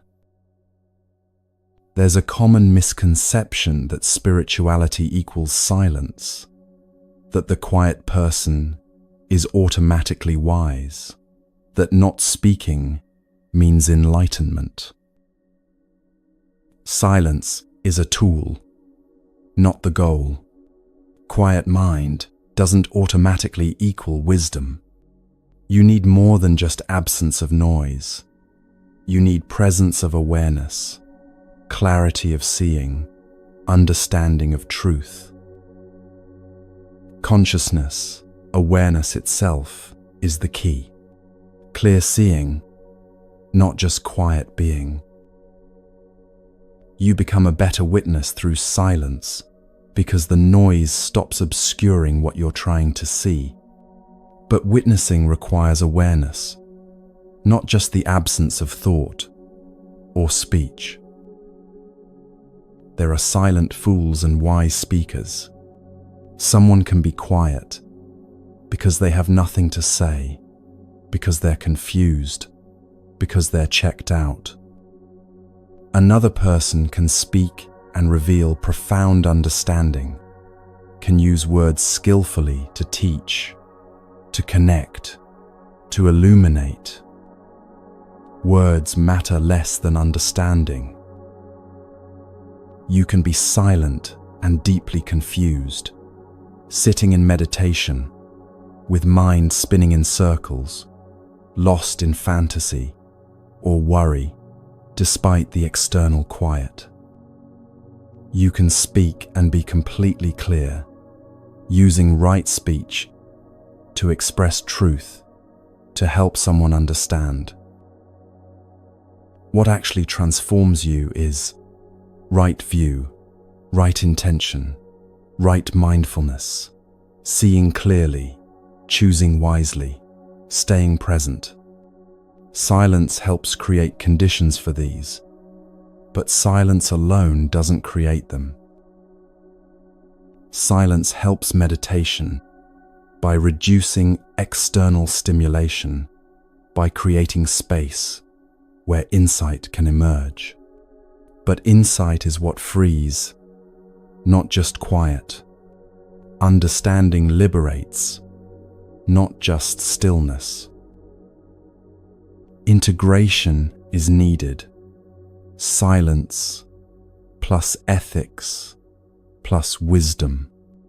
Not just sitting quietly while living harmfully. Not just being peaceful while remaining ignorant. All three woven together. In silence, cultivate awareness. Notice what's actually there, rather than spacing out or drifting. What thoughts arise? What sensations are present? What patterns reveal themselves when the noise stops? Silence creates opportunity for awareness to sharpen, for seeing to clarify, for understanding to deepen. But you have to actively engage with what silence reveals. The master is made not by silence, but by consciousness, operating in silence, and in speech, in stillness, and in action. Teaching 35. Liberation through meditation. Look within, the rising and the falling. How blessed, how peaceful, freedom. Vipassana, insight meditation, is about observing directly what's actually happening, arising and passing, appearance and disappearance, coming into being and dissolving. Descending into depths means turning attention inward, examining the actual mechanics of your experience, how sensations arise, how thoughts form, how emotions move through you. Then returning with clarity, with understanding earned through direct observation. Freedom comes through seeing impermanence directly, not just understanding it intellectually. Watching breath arise and pass, watching sensations appear and dissolve, watching thoughts form and dissipate, over and over, until you can't avoid the truth.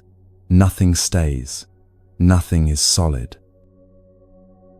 Someone's first meditation breakthrough came after months of practice.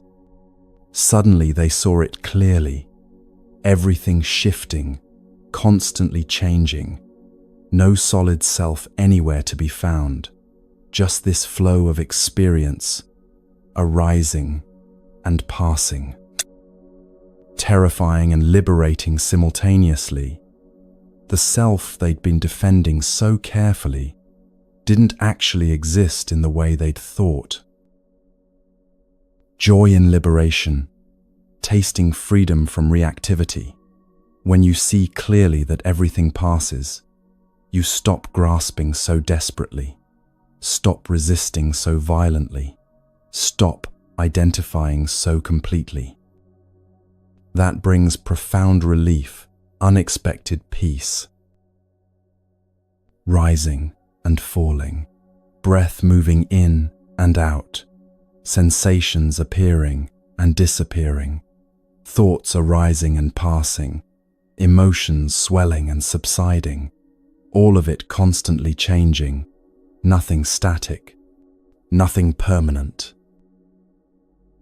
Anicca, impermanence, experienced directly through your own observation, not just understood as interesting philosophical concept. This is the difference between knowing about freedom and tasting it.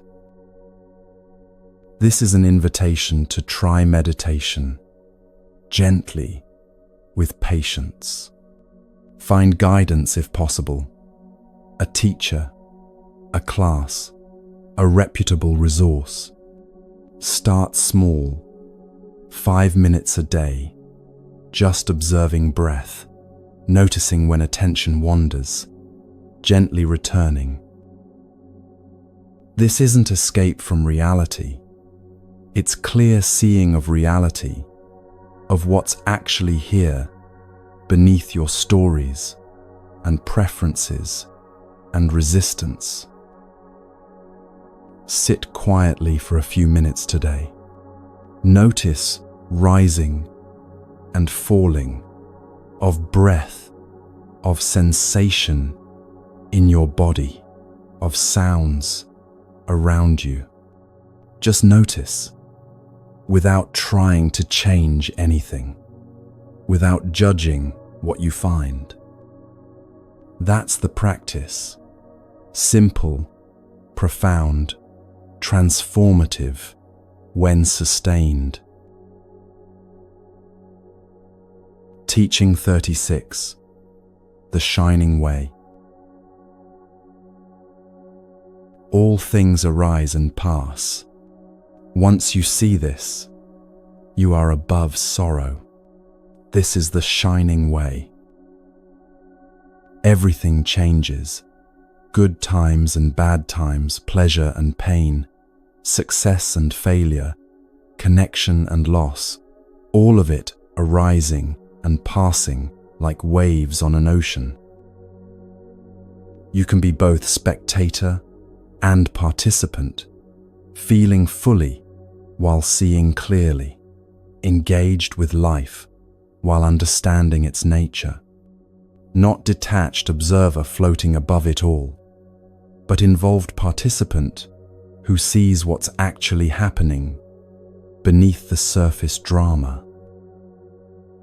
Today's joy becomes tomorrow's memory, vivid and real right now, then gone, replaced by something else. Let it be that way. Don't cling to joy, trying to make it permanent. Don't resist sorrow, trying to make it disappear faster. Someone learned to surf the waves rather than fighting them. For years they'd tried to hold on to good times, make them last forever, and push away bad times, make them end immediately. Exhausting and futile, reality kept changing, regardless of their preferences. Then they learned different relationship with change. Feel it fully. Let it move. Don't grasp. Don't resist. Life became surprisingly peaceful despite still containing both joy and sorrow. Rising above sorrow doesn't mean you don't feel sadness. Don't grieve losses. Don't experience pain when painful things happen. It means you're not trapped by sorrow, not drowning in it, not identified with it as your permanent state. The shining way is seeing impermanence clearly and living with grace because of that seeing, not despite it. Grace comes from not fighting reality's fundamental nature, from working with change rather than against it. This isn't detachment or coldness. It's wise relationship with change, appreciating good moments without clinging, moving through difficult moments without resistance. Grief happens when you lose something precious. Joy happens when something beautiful appears. Neither is permanent.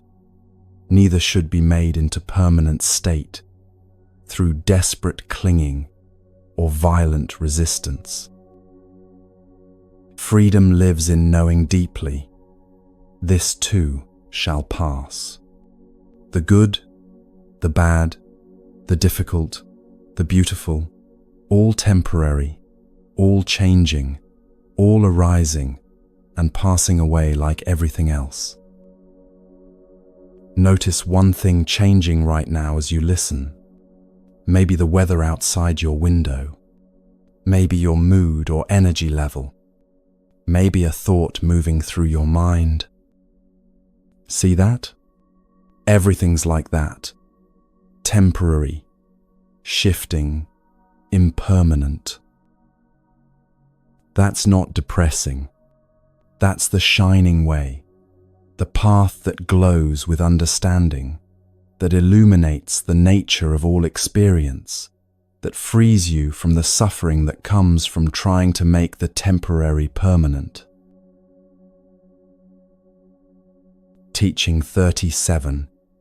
The Luminous Path.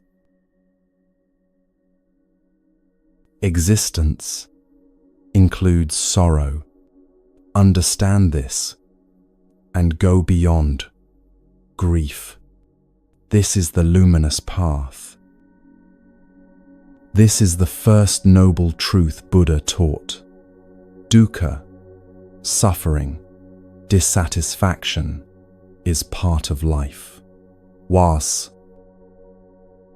not pessimism, not saying life is only suffering or that nothing good ever happens. Just realistic assessment. Existence includes pain, loss, disappointment, aging, sickness, death, not getting what you want, getting what you don't want, losing what you love. Existing means experiencing these things, not as punishment, not because you did something wrong, just because that's how existence works when you're a being in a body, in time, with relationships and circumstances constantly changing. Attachment to impermanent things creates suffering, not the things themselves, not the caring about them, but the desperate clinging that says they must not change, must not leave, must remain exactly as they are forever. Someone spent years fighting the reality of sorrow, thinking if they just tried hard enough, if they were just good enough, they could avoid all pain. That fight created more suffering than the actual sorrows they were trying to avoid. When they finally stopped fighting, accepted that existence includes sorrow, paradoxically found peace. Enjoying without grasping, loving without clinging desperately. This is what Buddha taught. Be with people, love them fully, and simultaneously understand they're temporary. Everything is temporary. Nothing lasts. Simply living means being present with what is pleasant or unpleasant, wanted or unwanted, comfortable or uncomfortable, without the extra layer of suffering that comes from demanding reality be different. Beyond grief doesn't mean no sadness ever arises.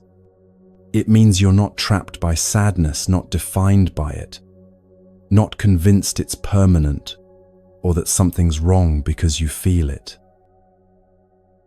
Understanding suffering's cause illuminates the path out, not by avoiding all pain, impossible while alive, but by stopping the extra suffering created by clinging, by resistance, by demanding that temporary things be permanent. When suffering arises today, try naming it. This is dukkha. Just that simple recognition. This is the suffering Buddha talked about. This is part of existence. This is normal, not abnormal, can reduce its power significantly. The luminous path glows with this understanding. Existence includes sorrow, and you can be at peace with that. You can move through it without being destroyed by it. You can accept it as part of the package without letting it consume you. Teaching 38. Master your words. Master your words. Right speech is the third step of the Eightfold Path. True, kind, useful, timely. Before speaking, Check all four. If it meets the criteria, speak. If not, silence might be wiser. Your mind is full of words, constantly chattering, commenting, narrating, judging, planning, mostly unnecessary, mostly just noise, creating more noise.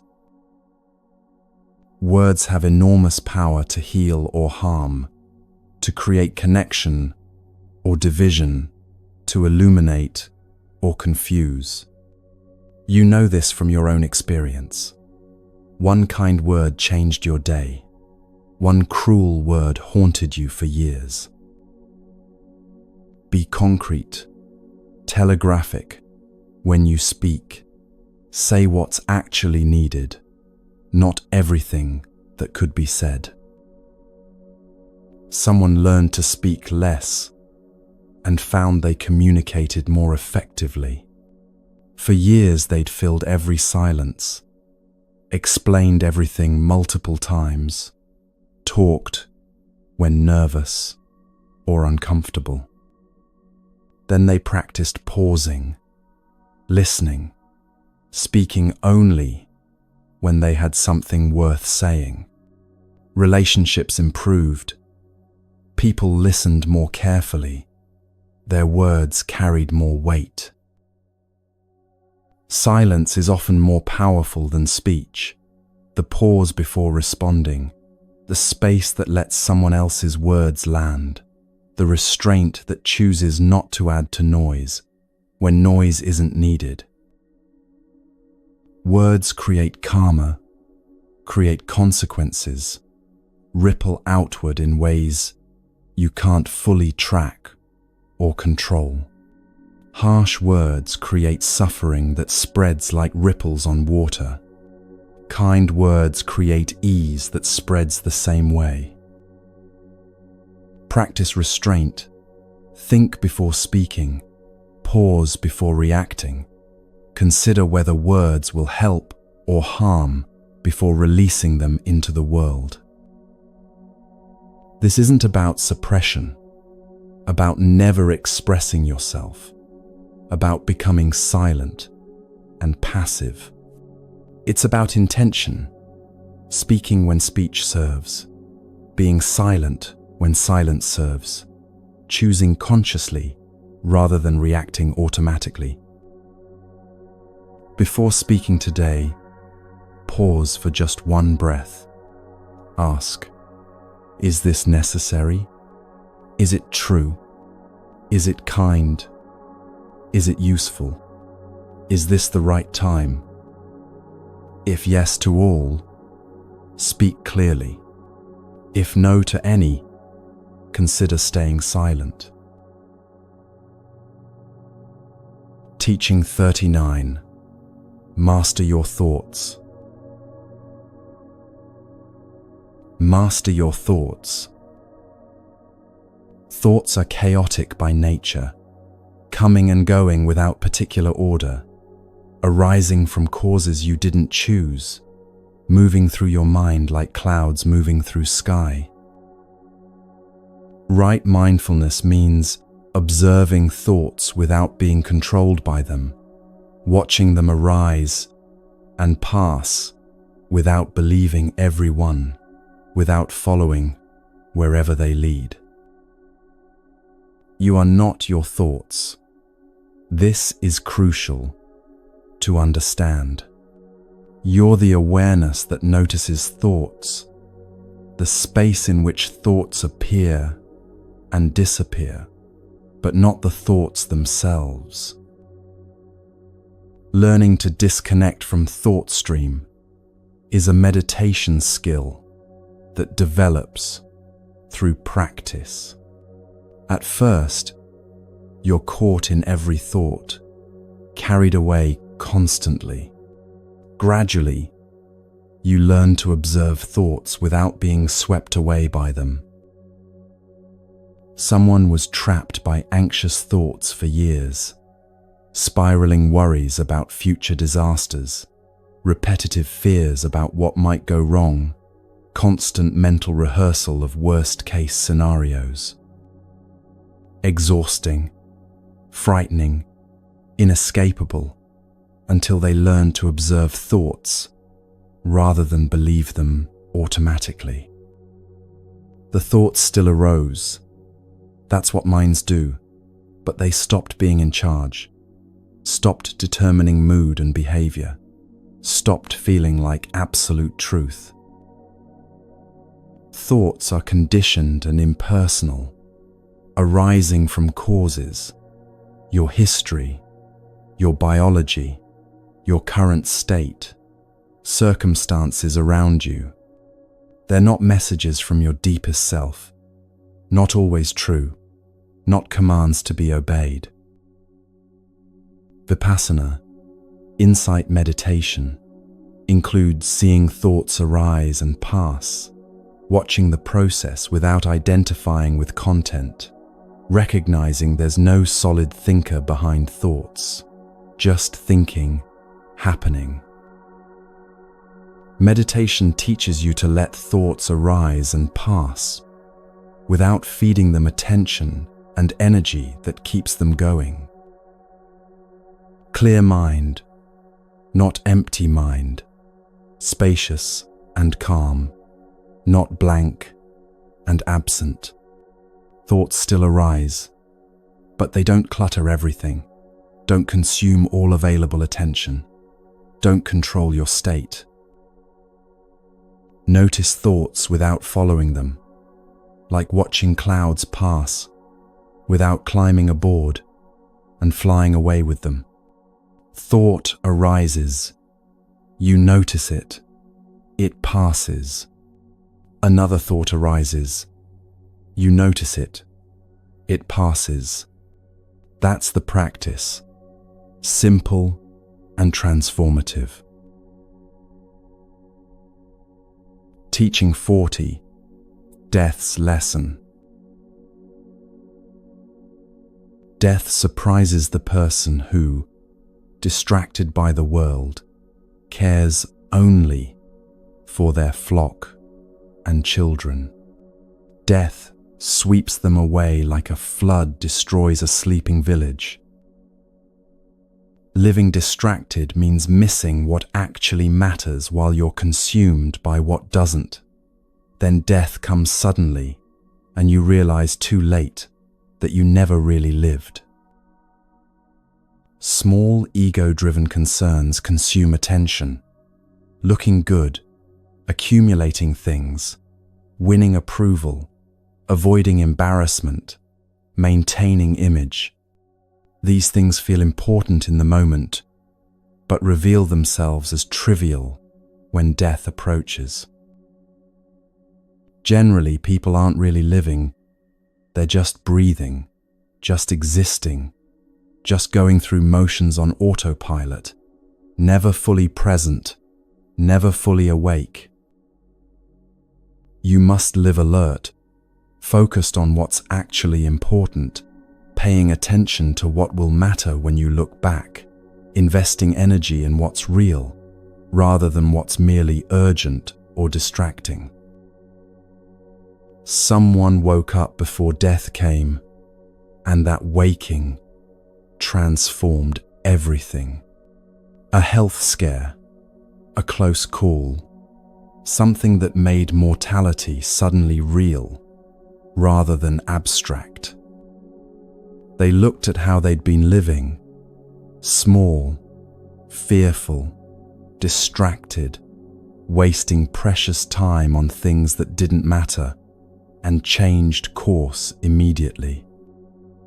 Started living with intention, with presence, with clear priorities, based on what actually mattered to them.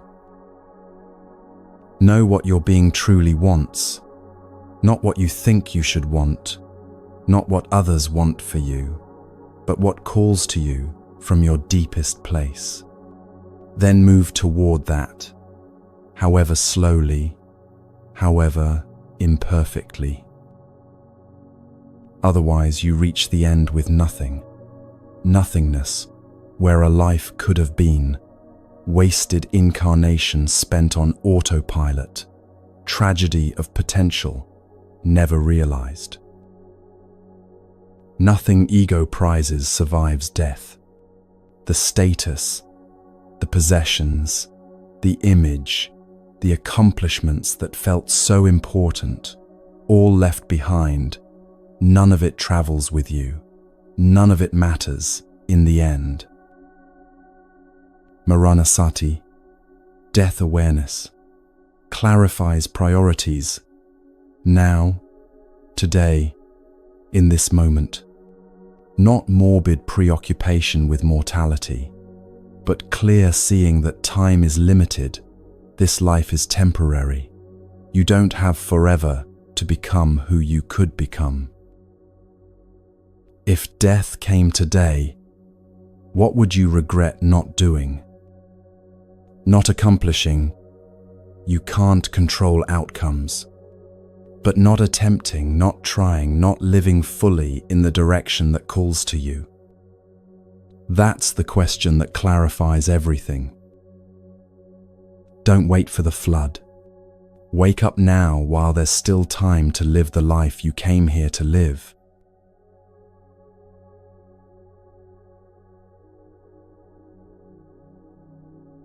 Teaching 41. Happiness without harm.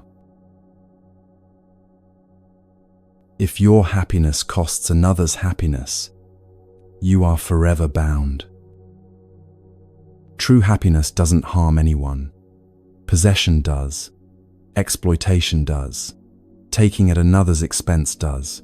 But genuine happiness is free and freeing.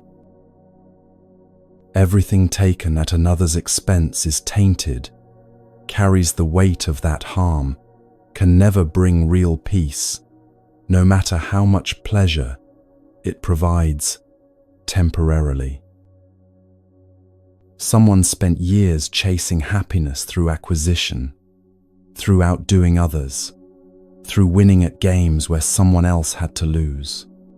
They got what they wanted: success, recognition, material comfort, but felt hollow, restless, never satisfied.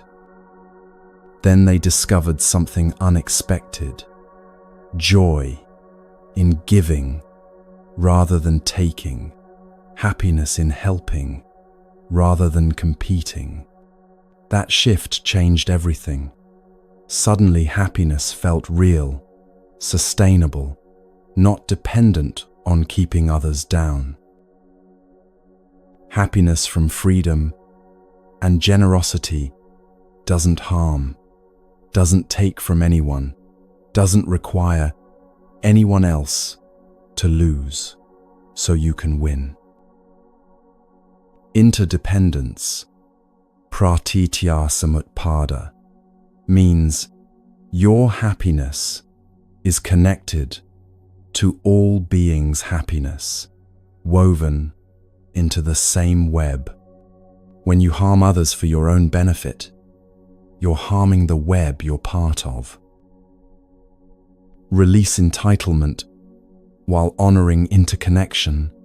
You're not owed anything, and simultaneously, you're held in a vast network of mutual support where everyone affects everyone else.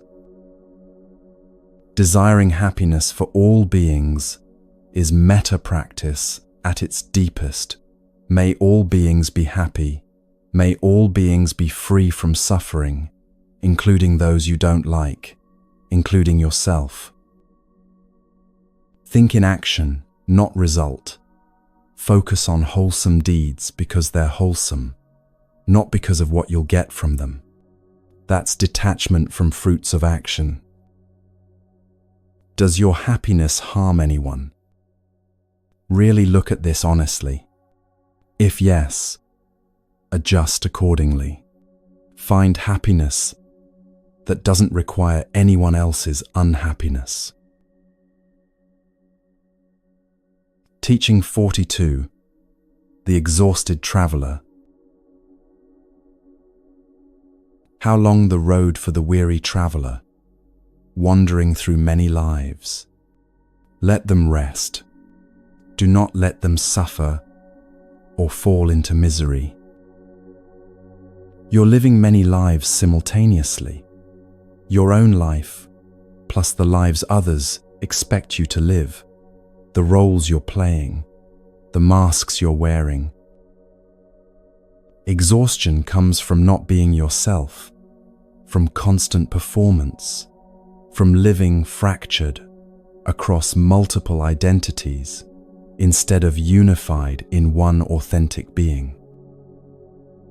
Someone spent decades living others' lives, what their parents wanted, what their partner expected, what society demanded. Never asked what they actually wanted, never listened to their own deepest knowing. They were exhausted constantly, depressed, feeling like a stranger in their own life. Then they stopped, came home to themselves, started living authentically, even though it meant disappointing people. The relief was immense, finally being themselves. Rest comes from authenticity, from being who you truly are, rather than who you think you should be or who others want you to be. Happiness can't flourish in depletion. You need rest, need space, need to stop carrying burdens that aren't yours, stop living lives that aren't yours. Self-compassion is essential here. Treat yourself with the kindness you'd give someone you love. Whether you believe in many lifetimes or one life lived fractured, either way, the teaching is the same. Rest, be yourself, stop performing. You have permission to stop carrying others' burdens, to put down expectations that are crushing you, to live your actual life instead of the life others scripted for you. What would rest look like today? Not just physical rest, but deep rest. The rest that comes from being authentic, from not performing. Give yourself that. Teaching 43. Sacred Sitting. Zazen means sitting, doing nothing. In Zen tradition, Zazen is seated meditation in its purest form, simply sitting with no agenda, no goal, no trying to achieve anything or get anywhere. The paradox runs deep. Doing nothing accomplishes everything. All that striving, all that effort to become something, set it down. Just sit. Someone discovered paradise within, not by seeking it frantically, but by sitting still long enough for it to reveal itself. Years of spiritual seeking, jumping from practice to practice, teacher to teacher, always looking for the next thing that would finally bring peace. Then they just sat. No expectations, no agenda, just sitting. And in that stillness, everything they'd been seeking was already there, had always been there, waiting beneath the noise of constant effort. Relaxed, working on your own being through internal cultivation rather than external achievement. This is the work that actually transforms. Not about achieving enlightenment, not about becoming someone special. It's about being fully, completely, without agenda or goal. Stillness reveals what's always here, but gets covered over by constant doing, constant becoming, constant striving. You have permission to stop doing, start being, stop producing, stop achieving, stop performing. Finding yourself in the pause, in the gap between thoughts, in the stillness that's always available when you stop moving long enough to notice it. Sit for 5 minutes today, truly doing nothing, no agenda, no goal, not even trying to meditate properly. Just sitting. Notice what arises. Teaching 44. Wholehearted action. Do what you must do resolutely, with all your heart. The hesitant traveler only raises dust on the road. Act from heart, not mind. Heart knows directly. Mind doubts and questions and creates endless possibilities without choosing any of them. Doubt fragments you, keeps you scattered across multiple possible futures, unable to commit to any actual present action. Someone lived in hesitation for years, paralyzed by endless analysis, unable to commit to any direction, because what if it was wrong? Then something forced a choice, circumstances that wouldn't wait for perfect certainty. They chose, committed fully, moved forward wholeheartedly, even without guarantees. Life changed not because the choice was perfect, but because wholehearted commitment creates clarity, creates momentum. Right intention, the second step of the Eightfold Path, means wholehearted motivation, complete commitment, not hedging bets or keeping escape routes open. Mind creates many paths, analyzes endlessly, sees all possibilities. Heart chooses one and walks it fully, without constant second-guessing. Hesitation creates chaos. The dust you're raising obscures the path for yourself and everyone around you. Commitment creates clarity. You can see where you're going because you're actually moving. This isn't about never questioning, never reconsidering. It's about acting when it's time to act, committing when commitment is called for. Trust your deepest knowing, not your fears, not your surface preferences, but that quiet certainty that lives beneath all the noise. Then follow through, fully, completely, wholeheartedly. Heart unifies, mind divides. Heart says yes and moves forward. Mind says, but what about this and this, keeping you forever stuck at the crossroads? What's one thing you know you must do? Not should do, but must do. Something your heart knows clearly. Do it wholeheartedly. Today.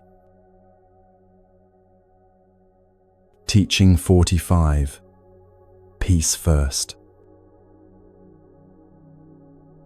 If you cannot find peace, how will you learn? How will you become free? Agitated mind can't receive wisdom, can't see clearly, can't understand deeply. Peace is prerequisite, foundation, the ground from which everything else grows. Freedom requires calm foundation, You can't build liberation on chaos, can't create lasting change from constant turmoil. Someone sought understanding for years while remaining in constant agitation, always stressed, always rushing, mind always racing. They wondered why wisdom remained elusive despite all their effort. Then they understood. Peace first, then understanding. They stopped trying to advance spiritually while remaining in chaos. Found peace first through simple practices, breathing, walking, sitting, and from that peaceful ground, understanding arose naturally. Trying to advance while disturbed is like trying to walk rocky cliffs while anxious. You'll fall, or at minimum, you'll make no progress. Peace as prerequisite for growth, samadhi, concentration, and calm comes before panna, wisdom. Not that you perfect peace before attempting anything else, but you need some foundation of stability. Face life and reality in peace, not avoidance, not pretending problems don't exist, but groundedness that allows you to meet difficulty without being overwhelmed. Make peace with past, present, then move forward. You can't transcend what you're still fighting. Inquietude blocks everything. Anxiety, restlessness, constant agitation create walls that wisdom can't penetrate. Stillness opens doors. How can you find more peace today? Not perfect peace, but just a little more peace than you have right now. Start there. Teaching 46. The True Path. Observe what is. Observe what is not. Follow the true way. Reality versus appearance. See what's actually here, not what seems to be here, not what you wish was here. Don't follow others' interpretations, others' maps, others' descriptions of territory you need to explore yourself. See directly with your own eyes, your own experience. Someone spent years believing narratives they'd been told about themselves, about life, about what's possible and what isn't. Never questioned whether these stories were actually true, just accepted them as reality. Then they started looking directly, seeing for themselves, testing every belief against actual experience. So much fell away. So much of what they believed was true was just stories, just interpretations, just conditioning.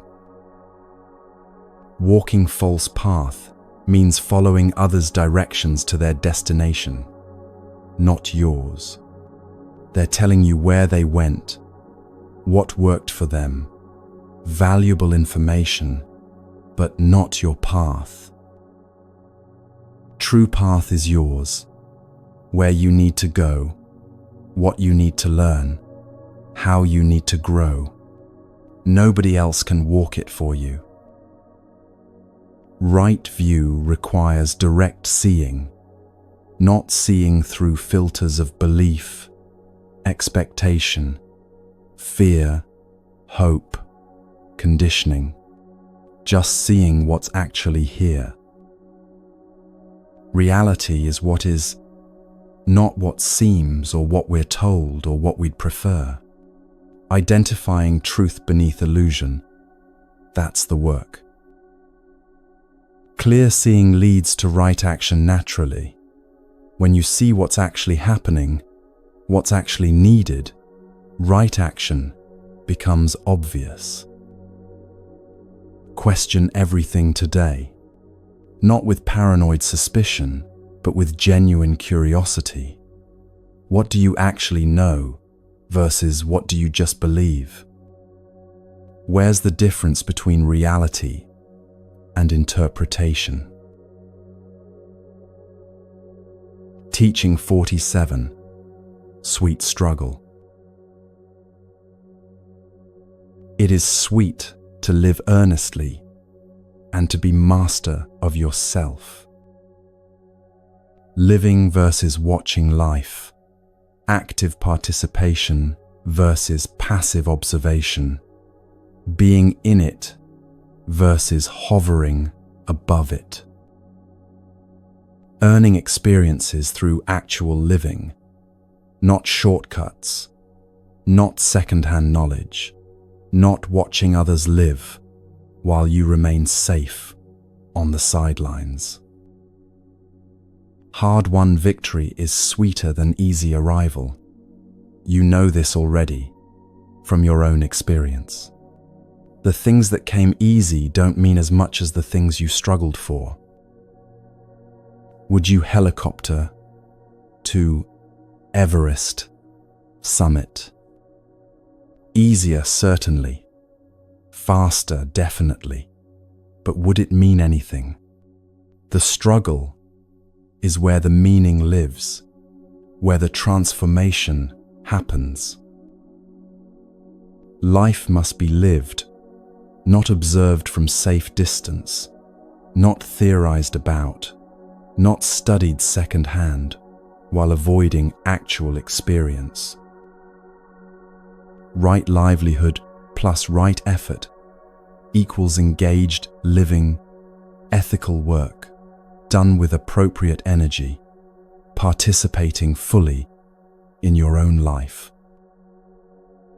Ownership of your life, yours to create, yours to shape, yours to live fully or waste completely. That choice is yours. That responsibility is yours. That freedom is yours. Sweetness in effort, in growth, in becoming, not the false sweetness of ease and comfort, but deep sweetness that comes from knowing you're really living. Authenticity requires work. It's not easy being yourself in a world that constantly pressures conformity, but it's worth it. What are you avoiding that you should be living? Where are you watching instead of participating? Where are you playing it safe instead of engaging fully? Teaching 48. Dual sweetness. Wisdom is sweet, and so is freedom. Both necessary, both valuable, both supporting each other. Wisdom without freedom is just knowledge that doesn't liberate. Freedom without wisdom is just chaos that doesn't last. Don't waste time on non-essentials, on questions that don't reduce suffering, on speculation that doesn't lead anywhere useful. Focus on liberation, what actually frees you. Someone spent years debating metaphysical questions. What happens after death? Whether God exists? What consciousness really is? Interesting intellectually, endless, fascinating, but not liberating. They were still suffering, still anxious, still trapped in same patterns, despite all that philosophical sophistication. Then they shifted focus. What actually reduces suffering right now? Suddenly progress was possible because they were working on what actually mattered. thinking truly necessary thoughts rather than endless speculation about things you can't know and don't need to know to be free. Metaphysical questions don't free you. Practice does. Ethics do. Seeing clearly does. Choosing wisely does. God, heaven, hell debates become mental prisons. Fascinating prisons. Comfortable prisons, if you enjoy that kind of thinking, but prisons nonetheless. Be free. Think essentials. What reduces suffering? What creates peace? What helps you see clearly? What enables right action? Those are questions worth thinking about. Panna, wisdom, and vimutti, liberation, mutually support each other like two legs walking. Wisdom leads to freedom. Freedom creates space for deeper wisdom. Taste both, understanding that clarifies everything, unboundedness that liberates from all limitation. Both are sweet, both are necessary, both are yours to realize through practice. What thoughts actually serve your freedom? Not what thoughts are interesting or clever or impressive, but what thoughts actually help you become free. Focus there. Teaching 49. Master of your life. Be master in all you do, say, and think. Be free. Original, not copy, authentic expression of who you actually are, not imitation of who others are or who you think you should be. Why exist if you're just repeating others, just copying patterns, just following scripts someone else wrote for a life that isn't yours? Someone spent decades mimicking others, talking like people they admired, adopting opinions they'd heard, living values they'd inherited, without questioning. Then they realized, where am I in all this? Where's my actual voice, my actual self, my actual life?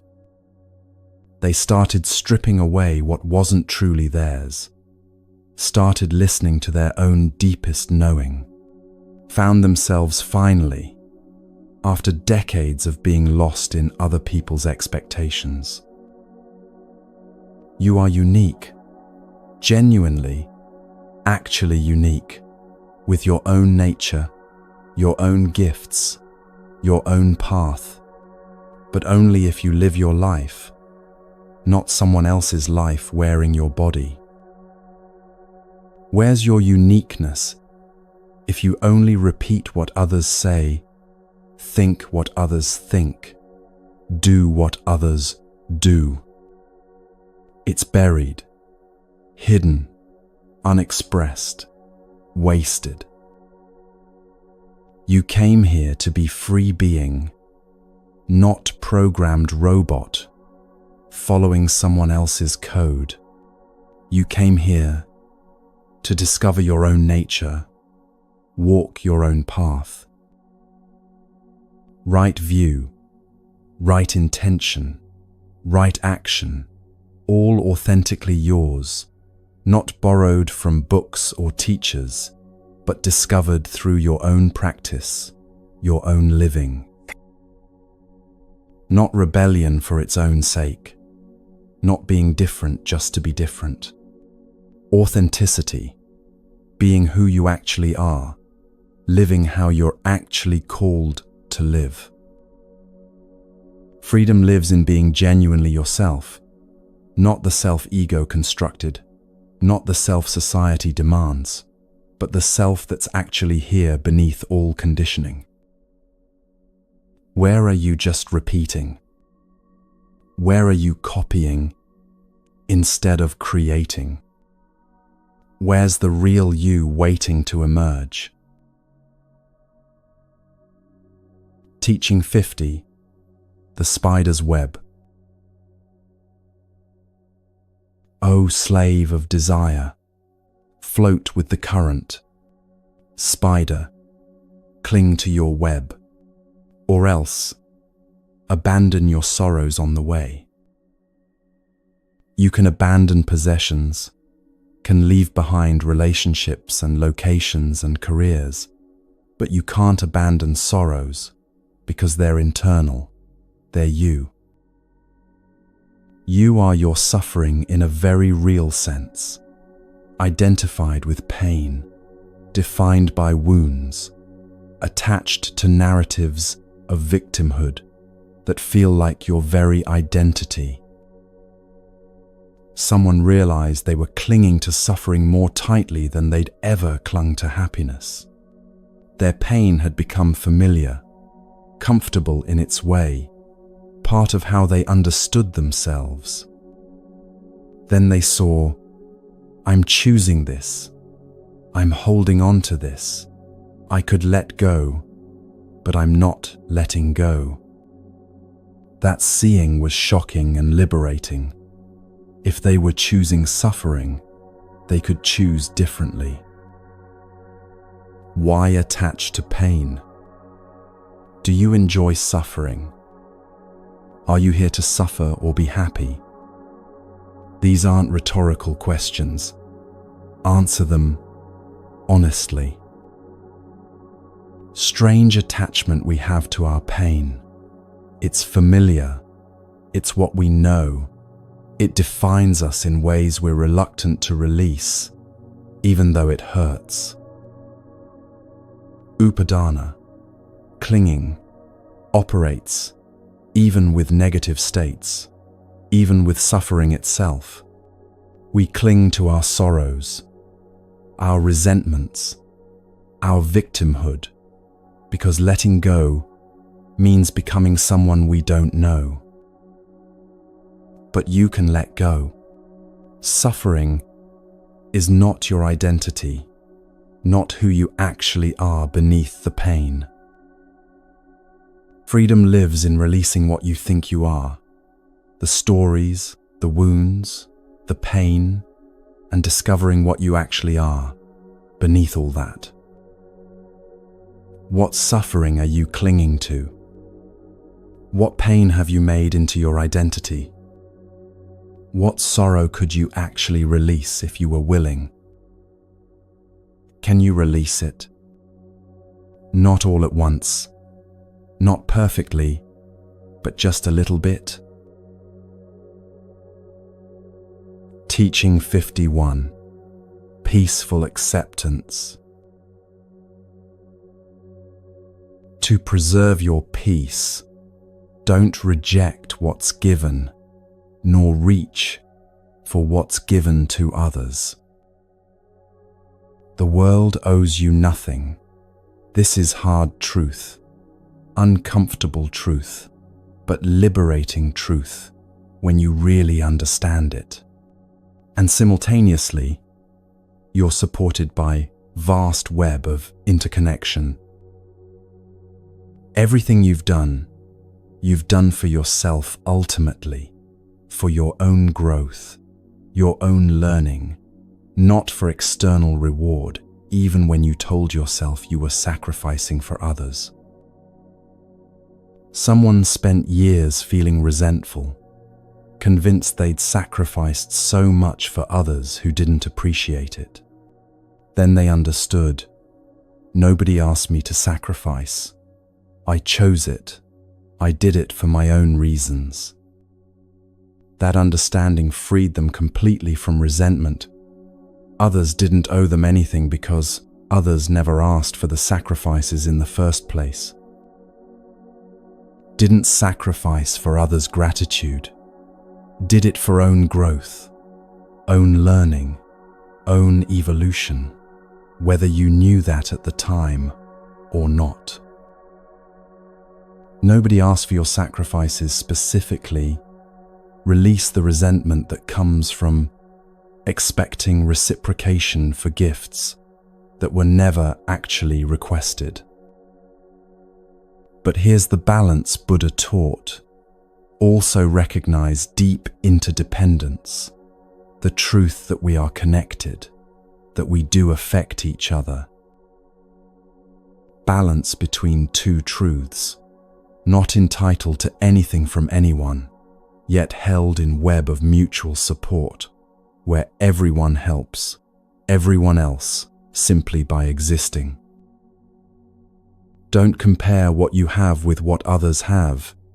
Comparison is suffering's engine, never satisfied, always finding something lacking. Don't grasp for what others possess.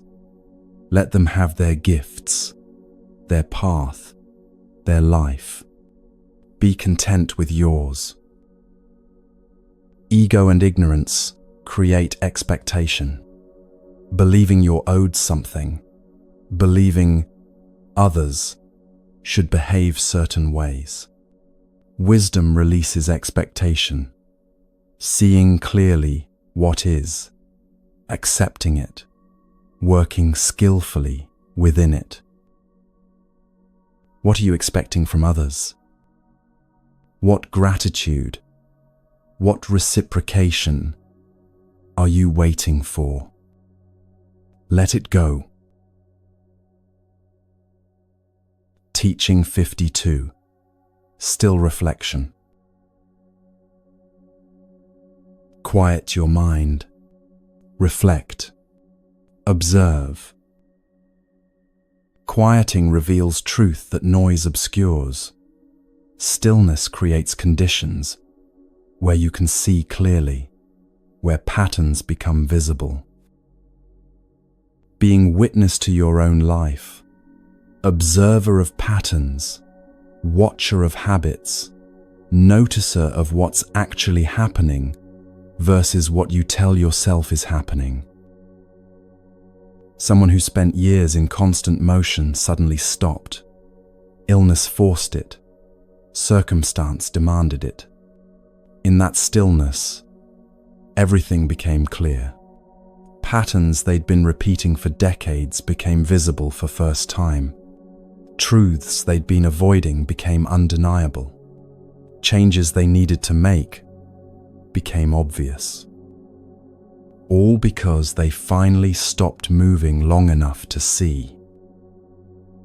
Flowers opening, beauty revealed in stillness that's invisible in chaos. Patterns emerging in quiet that are obscured in noise. Stay still, be witness, just observe, without immediately reacting, without immediately fixing, without immediately judging what you see. Just see it. Vipassana, insight meditation, arises from calm observation, from sustained attention to what's actually happening in your experience, moment by moment. Samadhi, concentration, calm, creates conditions for wisdom to emerge, for panna to develop, for understanding to arise naturally without force. Not universe acting on your behalf magically, your own insight emerging through practice, through sustained attention, through willingness to look clearly. Stillness as foundation, then clarity comes, then understanding emerges, then wisdom develops, then transformation becomes possible. Be completely still for 5 minutes today, not meditating properly, not trying to achieve anything, just still. What's revealed? What becomes visible that's invisible in motion? Teaching 53. the single word, samasati. Everything significant is contained in one word, samasati. Samasati, right mindfulness, is the 7th step of the Eightfold Path, and, in many ways, it's the heart of everything Buddha taught. Not choosing yourself in individualistic sense, not elevating ego, but continuous, clear awareness, being awake, being present, seeing what's actually happening without filters or distortion. Buddha was human, not God, teacher, not savior, guide, not deity, someone who found a path and shared it, not someone claiming special divine status.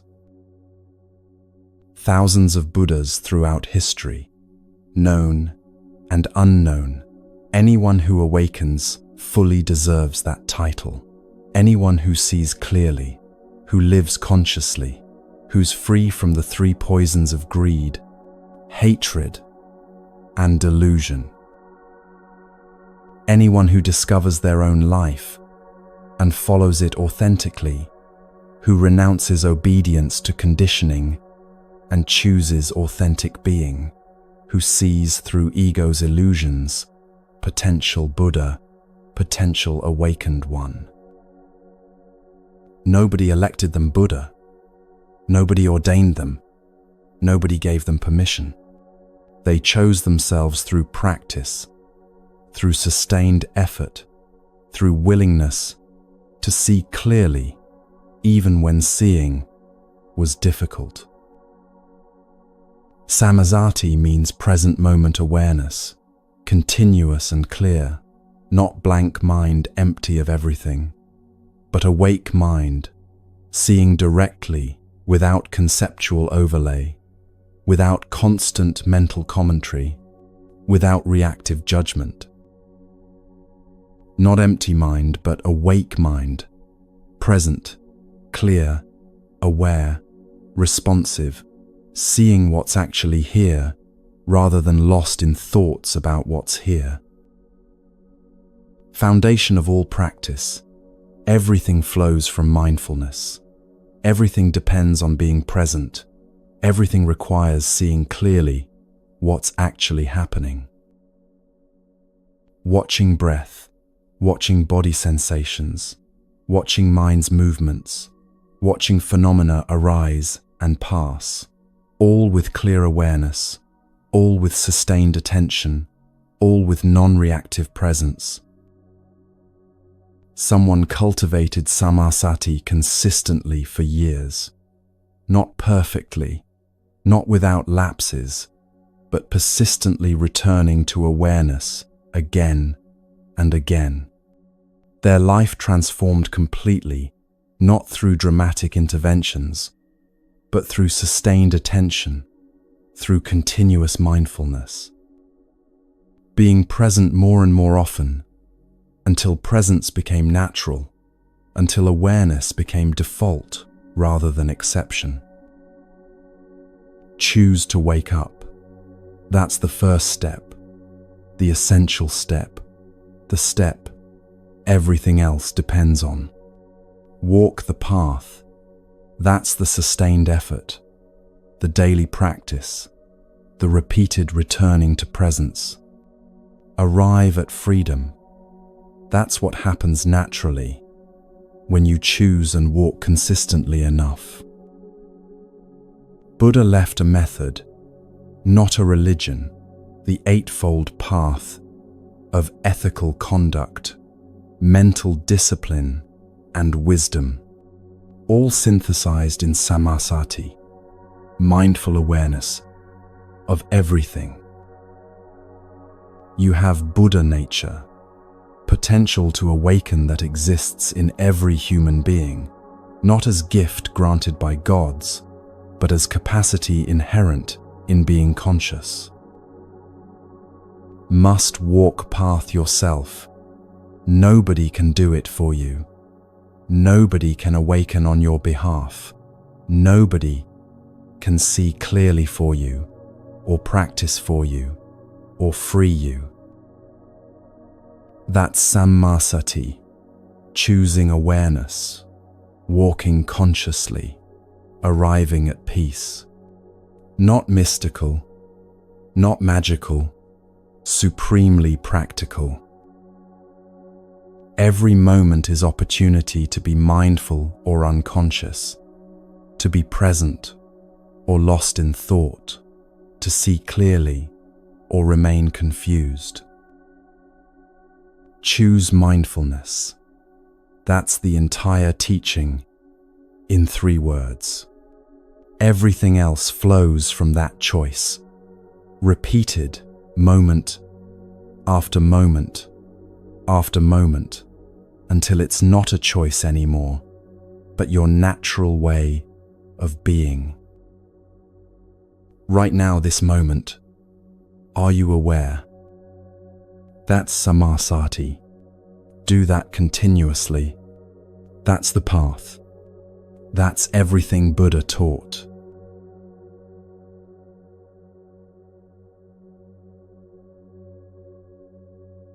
You've received 53 seeds of wisdom. They'll grow in their own time. No pressure to remember everything. One teaching truly absorbed is enough. The Noble Eightfold Path is your complete practice. Right view, right intention, right speech, right action, right livelihood, right effort, right mindfulness, right concentration. All working together, supporting each other, creating conditions for freedom. Metta practice transforms the heart. May I be safe, happy, healthy, at ease. Extend that to loved ones, then neutral people, then difficult people, finally to all beings everywhere. 5 minutes daily changes everything. Buddha established Sangha, community, as one of the 3 jewels. Practice alone strengthens. Practice with others sustains. Find local groups, online communities, or simply know, right now, millions are practicing with you. You have Buddha nature, potential to awaken that exists in everyone. Not about becoming someone else, but uncovering what's always been here. The path is yours alone to walk, but you're not alone. Thousands have walked before you. Thousands walk beside you now. This isn't ending, it's beginning. Every moment is fresh start, new opportunity. Buddha's last words: work out your own liberation with diligence. That work starts now, one breath at a time, one mindful moment at a time. The path unfolds beneath your feet as you walk. Trust yourself, trust the practice, trust the unfolding. You've got this, and you're not alone, never alone. May you find the peace you're seeking. May sammasati guide your steps. Thank you for being here. The journey continues.